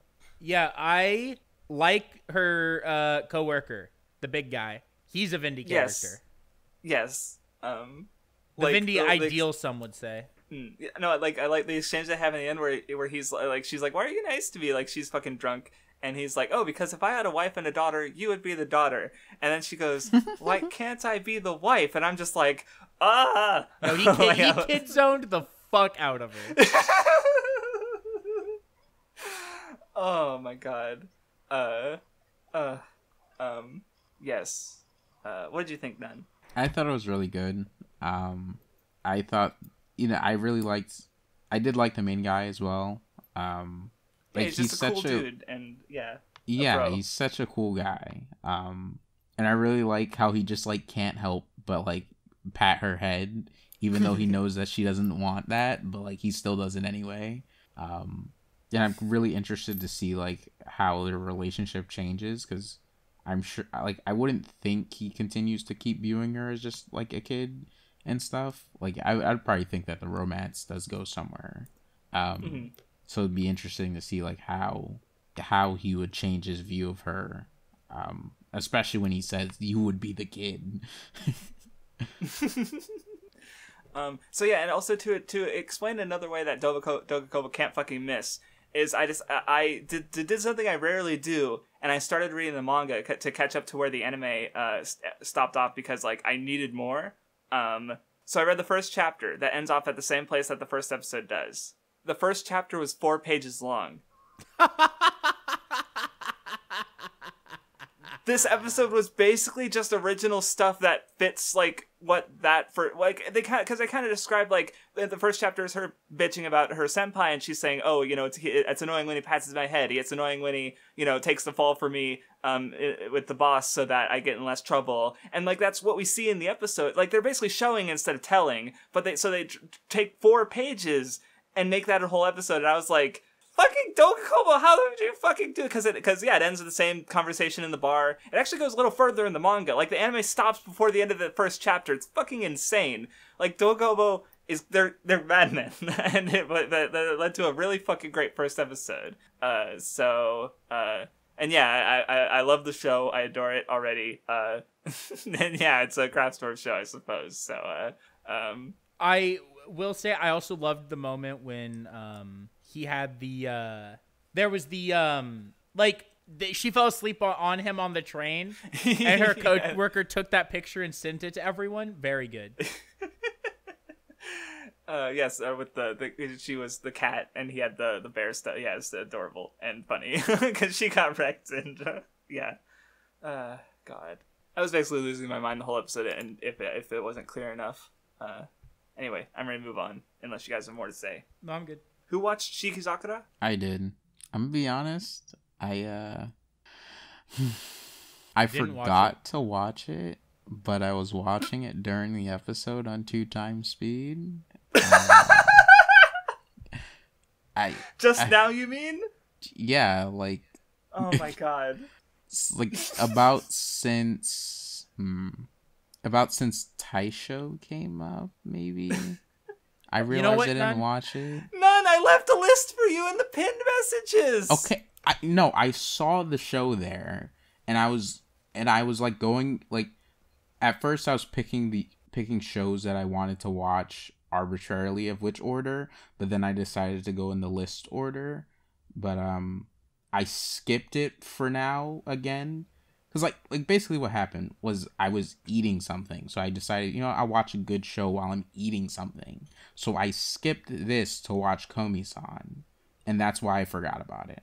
You know what? Now, but I did see it there. I respect that you told us. Because I want you to know, if it was me in that situation, my mouth would be fucking airtight. Fort Knox. Well, see, no, that's funny you mentioned that, Vindy, because when we talked about Taishou Otome, you were silent for so long, I was wondering if you were, like, pretending that you watched it when you didn't watch it. No, I watched it. Okay, no, yeah, you did say stuff that you only would have known if you had watched the episode. But for a while there, I was like, is Vindy... Like, because at first you started repeating stuff that we'd said that you also used to... Oh, I also like that. And I was like, I was keeping my eye on you. Oh, but no, one of the football games was in, like, a really close overtime, so I was watching football. I'm sorry. We're recording in the middle of the day on NFL Sunday. Like, I have red soda. What do you want from me? I understand now. No, it's fine. I just thought it was funny as I thought about it. So anyway, keep going, Dun. About the show you literally just watched. I'm gonna be honest, a little hard to perceive what the fuck is going on. Trying to pay attention to both, but the show's another CG show. But this time it doesn't have like the weird 2D, 3D thing. Like everything's in 3D. The people, the like robot mecha warrior things, looks fine. Like I think the CG for like the machines and stuff that are fighting in the episode looks pretty decent, but the people do look a little weird, but it's fine. I don't know if I have much to say about this one. It's like kind of just a show. You could say it was influenced by me watching it 2x and also like splitting my attention recording and a stuff. podcast. But I don't know. I still don't think I would have been into it anyway. So sad. Guess I'll just talk about Build Divide. Also another show I wasn't into. So basically what happens in the episode is there's this like lady who's like, she wants to defeat the king. This guy who's just called the king. Well, he governs the place they're in, but he's just called the king. We don't know what his like name is or whatever. And like toward the beginning, she's like being bothered by this guy on the street. So the main character comes in while they're while she's arguing with that guy, and both of them are like using cards. Like this shows a card thing. Like there's a bunch of different cards. At first the guy doesn't like. At first the guy is just like nonchalant about it until like his pastry that he had got stepped on, because like the girl bumps into him, he drops the pastry, and then that guy who was like bothering the girl steps on it, and he's like sad about it. Whatchamacallit? What does he say? I forget what he says, but he's mourning the loss of his pastry. Oh yeah, he says it's crying. He said his pastry's crying because when it gets stepped on, some of the cream comes out through its eyes. And so he's like, it's crying. And then he just like randomly pulls out a card, and it's like a really strong card. I thought you said car at first for a second. I was like this pulls a fucking like I don't know. Yeah, keep going. Sorry. And it's like this really strong Grim Reaper card. And the guy runs off, and him and the lady have like a little duel because she wants to see, you know, what he's made of and who he is, and teaches him about, you know, the rules of the card game. And even though he has cards, he claims to not know where they came from and stuff. He just does it. And most of the episode is just them battling with cards and her explaining the rules. And they were fine enough to follow at first, but then they kept saying more and more stuff. And I was like, all right, I don't care. I don't care. And he eventually gets his like memories back within the fucking what the fuck? Within the battle. Like he forgot that he already played the game and that he wanted to take down the king as well. He's like apparently super strong, and he beats her in the fights eventually. Oh. And he's like this special guy who has a chance of taking down the king. And that's how the episode goes. Definitely the least entertaining of the things I've watched, probably. Oof. Yeah. Build, Divide, Show. Sad. Think my stuff. Yes. Rumble Garandal is what the show calls itself, actually. For like that's what shows up in like the OPN stuff. Okay. So I gotta be honest. Another fucking mecha anime, isn't it? Yeah, it is. It was good though. I enjoyed it. Stuff. That being said, I can't tell if I missed something or if it wasn't fully explained. But basically, like there's like a kind of harsh military that's like presiding over people. And I got the impression that like otaku shit, it's either illegal or like something like that. And the main guy is like he's like hiding who he really is because like his fucking phone ringtone is like a soundtrack to like a fucking mecha anime. And he wears glasses, but then he takes off his glasses. He's like working in like Kamurocho is as like a host club thing or kabuki-cho. I don't know. It was one of the two. And so, you know, he's like kind of doing like his fucking thing. And then I guess they found out that there somewhere in like the district he was in, there was like maybe a revolt happening. And so they're like about to get fucking killed by these mecha, like him and like this other guy who he owed money to. And then fucking this other mech, this blue shark one, shows up and fights off the other mechs. But then the cockpit opens and there's no one in there. And so a lot of this episode was like him talking to this lady in the mech that you just think is like basically like the AI inside the mech. And he's talking to her, and then she hears his phone ringtone. Is like, oh my god, that's my favorite anime. And they kind of vibe a little bit, and like through them vibing and like saying cheesy anime lines and yelling and shit, they're able to like power up the mech. So like it's really clear like what the point of the show is. You know what I mean? Mm-hmm. And then they beat like this other like this like hot ninja general lady. I don't fucking know. But then at the end of the episode, he basically says like it was embarrassing. I'm not doing that again. When he meets with the like the general of the army, and he says that, and then this little thing opens up, and the girl that was like this little like chibi girl inside the mech was a real hot lady, and he upset her, and then the episode was over. And I actually enjoyed it quite a bit. I thought it was fun. I was sad I didn't get to see more of the lady because she was pretty hot, so I might have to watch more just to see her. If I remember correctly, the OP was good. I think the show had the OP at the end of it, and it was pretty good. CG mechs, which I mean isn't like a problem, right? I thought I would mention it though, because you know some people won't like that. Mm-hmm. I thought it was entertaining. This is the other show where it's like I might watch episode 2 and then decide. Gotcha. Just to kind of see how more of it plays out, because I do think like the point of the show is so insanely obvious from the first episode, and that's not a problem, but it's like, you know. Yeah. Well, and I mean, look, reading the description, it says like the antagonists are like Eternal Showa, and then it also ends off saying that Reiwa has not arrived for Japan, so like there's a kind of like generation gap aspect to, like with otaku as like a modernization thing perhaps, or modern thing. So that seems to be part of the conflict as well. So yeah, that's neat. Yeah, it was fine. I don't know why it has a 6.5. It's definitely not that bad. No, yeah, I'm not agreeing with a lot of ratings, especially when like the shows I disliked are higher and shows was. I like legitimately am more interested in turning on another episode of this show than Takt Op, Destiny, or Sakugan. Mm-hmm. So like I'm not about to sit here and say like, oh yeah, this show sucked. I thought it was pretty fine. I'm considering giving it another episode to see, but I definitely thought it was like enjoyable. Cool. Epic.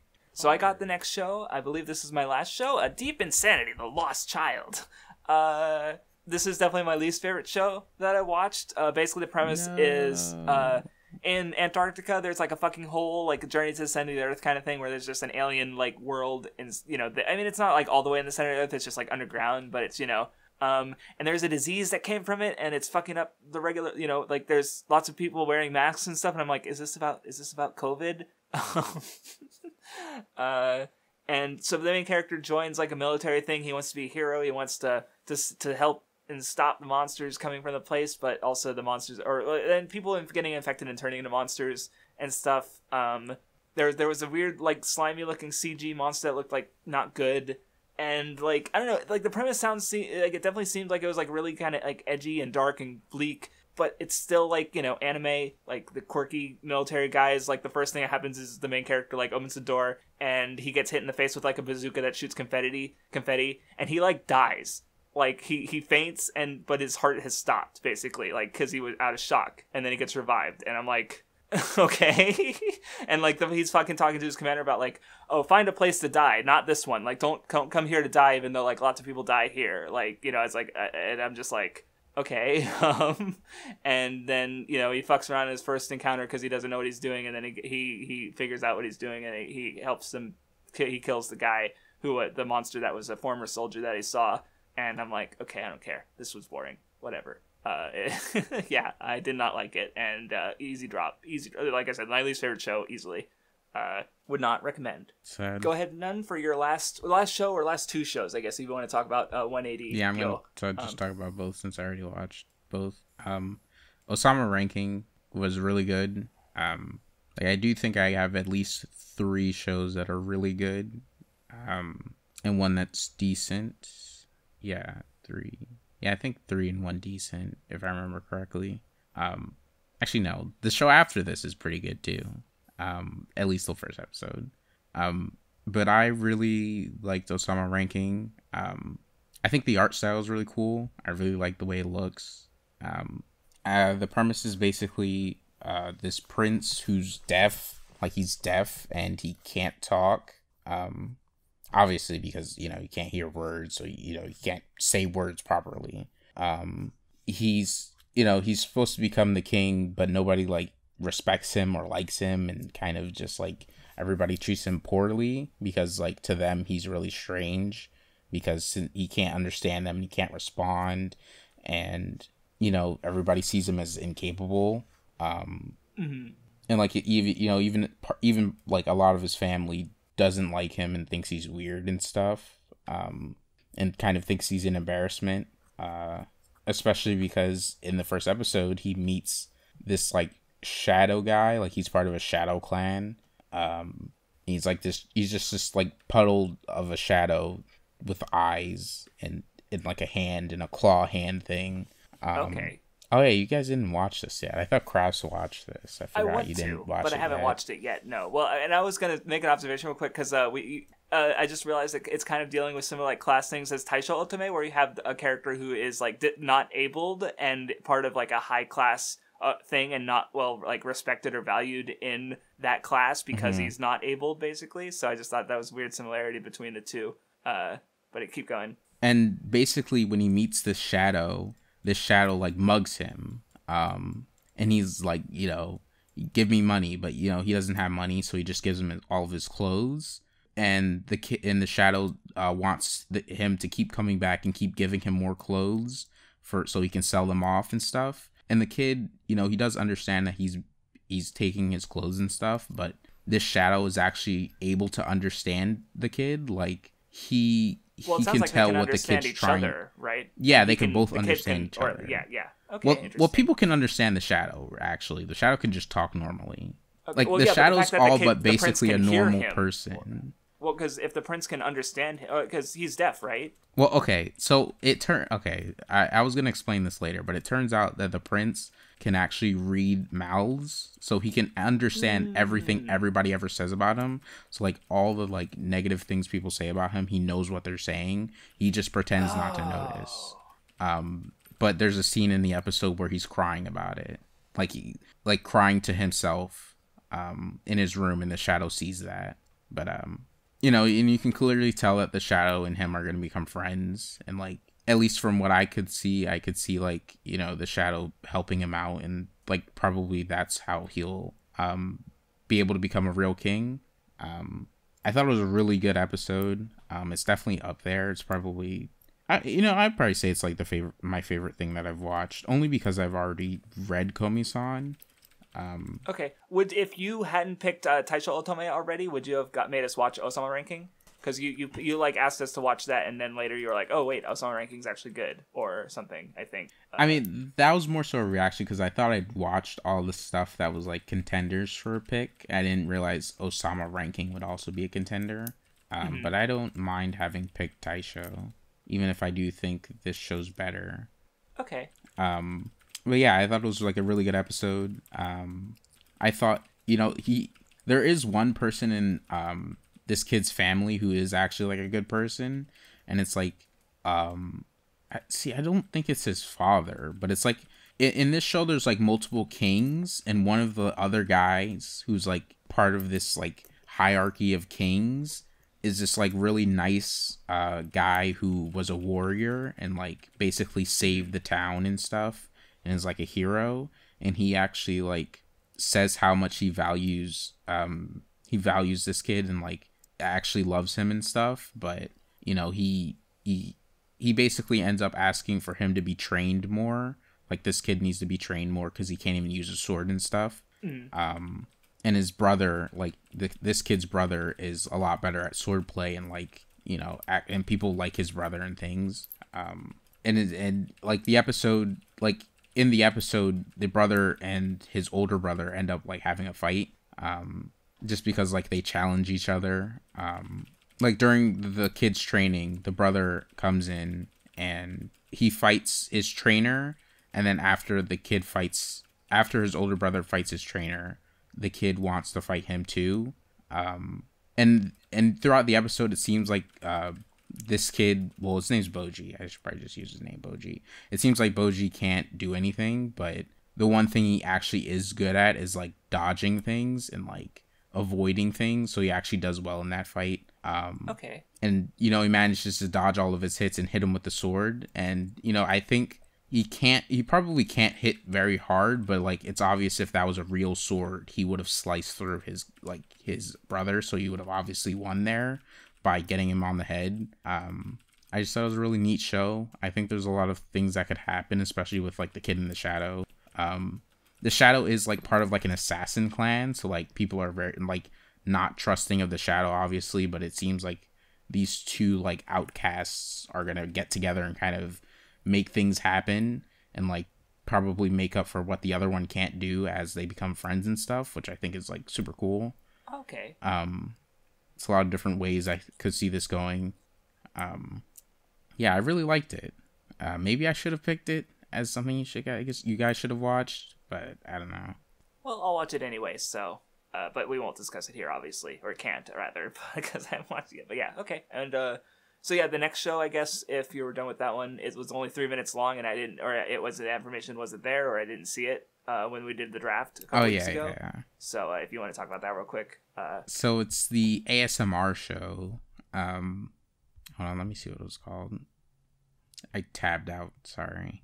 180 Buyo de Kimi no Mimi wo Shiwase ni Deki Kira ka. I don't know what the English name is. Can I make your ears happy in 180 seconds? Huh. I guess the title of the show has the length in it. But oh, is that the length of the show? That's fun. Okay, I see. Yeah, I mean, it was a little longer than that, It was 3 minutes probably and because 30 I seconds. assume there was also but... like credits and stuff, right? So that might not have counted for that length. I guess maybe I don't know. Basically, what happens is this girl's like dabbling with her with doing ASMR, and a lot of the episode is ASMR. And the episode it tells you this is best watched with headphones. So I did put on headphones. I'm glad I did because it played around with the audio a lot. In the episode, the channels and stuff, I assume, right? Where right and left. Yeah, it's switching the channels, and it was really cool. I haven't really watched something that's a thing for ASMR.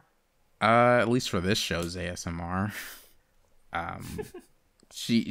So most of the episode, she's playing with this head, this so it can simulate sounds and stuff, and she's cleaning its ears and talking to it and stuff. So you can hear a ear scratch sound in your left ear and stuff. And then one part where she whispers into I think it was the left ear, if I remember correctly. She then takes it out and whispers into the left ear. No. I think she was she was cleaning the right ear. And then when she still has the Q-tip in there, she whispers in the left ear, and so that's where you hear her talking. She also makes a lot of mouth sounds and a little sexual. It's hot though, so Oh. She's opening her mouth and things in a really seductive way. It's good. I'll watch more of it because I'm curious about it. It's obviously short. Curious, gotcha. It's not hard. It's not hard to keep up with though. weekly. What the heck? I should have took screenshots just to get an idea of it is kind of hot. I wonder how long it'll be, since it's only 3 minutes. Technically, they could just I don't know. They could probably just make it go on for whatever length they want. Mm-hmm. I doubt it's a regular core show. I don't see it. Yeah, it's good. I liked it. They didn't really get into story stuff. I can't really tell what it's gonna do, because I don't think every episode's just gonna be the ASMR stuff. I'm sure every episode will have a lot of ASMR stuff in it, obviously, but it's I think it could have her actually talking a narrative to people to it, or right? something. Yeah. And in the mal description, it does say in the story, the heroine challenges her classmates to share in her hobby of how recording ASMR works. So, she'll talk to other people about it, which doesn't happen in this episode yet. But yeah, it was neat. I like how you had more to say about this 3-minute show than some of your other ones. No. Also, real quick, so we have to do awards, but I have to use the bathroom real quick, so I will be right back. Okay, I have something to talk about while Krausdorff is gone. It is 45 seconds of a 4-minute show, okay? But I watched it while people might have been talking, because I forgot that the episode came out, and it's the Key show that has this fucking guy. But I only watched the Little Busters part, so I skipped, because the first episode at least had sections for the different series, so I just skipped to the Little Busters characters. I'm just gonna send this one thing. It basically confirmed homosexuality in the Little Busters canon, and nothing has made me happier. Look at these 3 men. They love their friend Riki more than his girlfriend. Oh, we love to see it. Yes, sir. Sad. It literally was a gay joke, but I couldn't believe it. Oh my god, I'm still pogging out. But yeah. Toxic. I thought, I'm just so I excited. did see the show. I thought that since you didn't watch it yet, you decided to not be cringe. And no, how is it cringe to watch the Little Busters part? How is it cringe to just watch the Little Busters part? You didn't know it was gonna have parts to it. For all you knew, they would just be all there and doing stuff together. You don't know what I didn't know. You don't know what I didn't know. No, you didn't know. You did not know, especially when you viewed it as a isekai quartet type thing. I think that's what it will be. I'm pretty sure that show doesn't really have sections like that. It literally did in this first episode. I can tell you right now, there was literally a rewrite section, there was a Clannad section, there was a Little Buster section, there was an Air section, and there was no interaction between everyone. So I just watched. You didn't know that going in. You did not know that going in. Okay, but now if I watch the next episode knowing that, is it cringe? But what if it changes? Are you gonna still continue? Then what? We'll see. And then you I don't skipped know. up in this episode. I don't know. We'll see. And now you can't even watch it. I'm only gonna watch when Little Buster's characters are on screen. But you can't do that if they end up interacting. You're not gonna know what's going on. I don't know what's going on. Masato's hot. That's what's going on. Masato's on the screen and he's hot and sexy and I love him. Boom. That's what's going on. I can't wait for. Oh, there you are, Crass. Perfect timing. It sounds like. I was gonna say I can't wait for you to listen back and realize Vindy's a cringer. Not a cringer. You're a cringer. You're a cringer. You're a cringer. Little cringe boy. Yeah, I don't know. It was just said by Vindy or None in the last minute because I went to the bathroom. But None can't do me like this when I intentionally let something go that I could have gone way harder about, and I intentionally didn't say anything. So you can't treat me like this. I'm not allowing it. All right. Anyway, so awards. So I guess starting off is I mean, I feel like we already know, like, favorite first episode that you, of your shows, I guess, specifically, because it sounds like with None, it's Ousama Ranking. With me, it was Senpai Got Uzai, and for Vindy, it was his pick, right? None's might have been Komi, I thought. Well, it's between Komi and Ousama Ranking. Like, it's hard to say for me. Like, I'm more interested in Ousama Ranking, but that's only because I read Komi-san. Okay, makes sense. It's one of those two. But yeah, I guess so. Aside from that, is so what was the biggest surprise that you got? Like the show you were most surprised by? Because for me, it was Platinum End. Because again, I had no expectations, and I liked the first episode. I was fine with it. So yeah, it wasn't dog shit terrible. So I guess that was a surprise. Mine was Kyuuketsuki Sugushino. I was not expecting anything good. That was one of the last shows you picked, right? And it ended up being your favorite show. It dropped that high, like that far down the draft, and we all liked it quite a bit. Mm-hmm. So, see, I feel like I have plenty of shows that are like surprises, but I mean, I guess maybe Taishou, just because it's like okay, I didn't know anything about it, and I was like the most pleasantly surprised when I like started watching it and like got into the episode and saw what was happening. Yeah, I feel like it was either that or Ousama Ranking because, like, you just didn't know what you're getting into and then really liked both of them or thought they were interesting. So I think I was more surprised by Taishou, even though I do like Ousama Ranking more. Cool. So I guess the last one is, so who do you think won and who do you think lost? Because I think it's pretty clear. I think None won. I won? I was thinking I won. Maybe I was thinking because None had 3 shows that he thought were maybe all really that's good. true, actually. You know what? Actually, that's fair. I think you're right. See, I only know the clear loser. I don't know the clear winner. Because, I think you're right, Vinny, because, like, I have one show I liked more than you guys liked any of your shows. But aside from that, I didn't get, I had a few shows I'm like, oh, yeah, that's neat. That's interesting.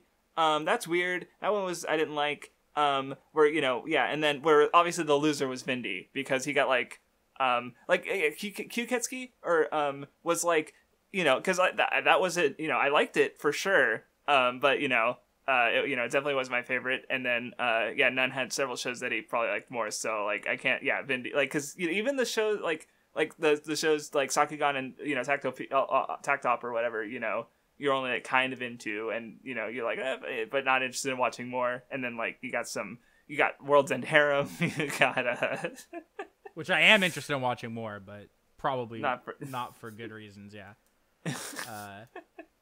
So yeah, I think None won and Vindy lost. So sad. Hey, I got next How did season. I win when I knew the least about the seasonals when I was picking them, and you guys had all the advantage to pick things? Isn't that what makes it fun though? More so me, I feel, because I remember saying at the end of the draft, like, yes, knowledge is what wins, and it's like, because I felt like I got the best picks, because I was the one who's paying the most attention to the shows, and then Pride of Orange was fucking weird. Side-type Paladin's first episode was fine, I liked it, but, I feel like at the very least, Crafts has a more consistent, what the fuck? I think Crafts was more consistently around the middle, but I think you had the highest high. Like you had the most highs, I guess, right? Yes, yeah, no, because I mean, like you guys both like Senpai ga Uzai. I just like love it, right? So for me that was a really good win in my book. But None got some good shows. It sounds like for example, the show None picked for us to watch. I would say, and I mean the show Crafts picked, but he really liked his show. The show None picked for us to watch, I liked way more than any of my shows. Really? Even more than the vampire show? I think if I watched both all the way through, I would give the show you watched a higher score. If I like Taishou more as well, but I thought you would like your vampire show more. I enjoyed the vampire show, but like I would see myself liking the other show more, especially throughout the whole thing.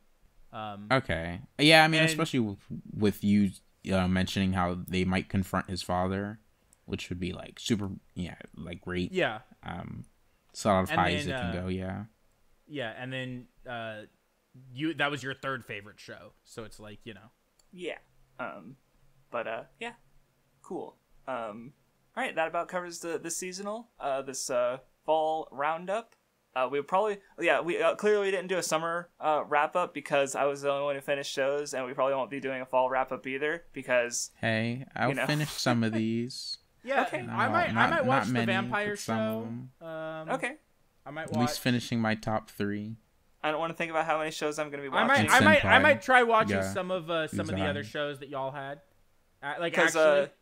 Okay. All right. Vinzy definitely wants to watch the guy with that was fat, ugly, and smelly. The show's on Crunchyroll. I might turn on an episode with dinner tonight. I was gonna say is because I know what I'm gonna do is I'm gonna we're gonna start recording. I'm gonna go watch Senpai Got Uzai, and then I'll probably start editing this video so I can go out as soon as reasonable. Crafts hitting the town. Let's go. Yeah. All right. Thank you for. You have some so nice maybe we dinner will do a fall with your wrap biker up. friend. Motherfucker. All right. Thank you guys for watching. Goodbye.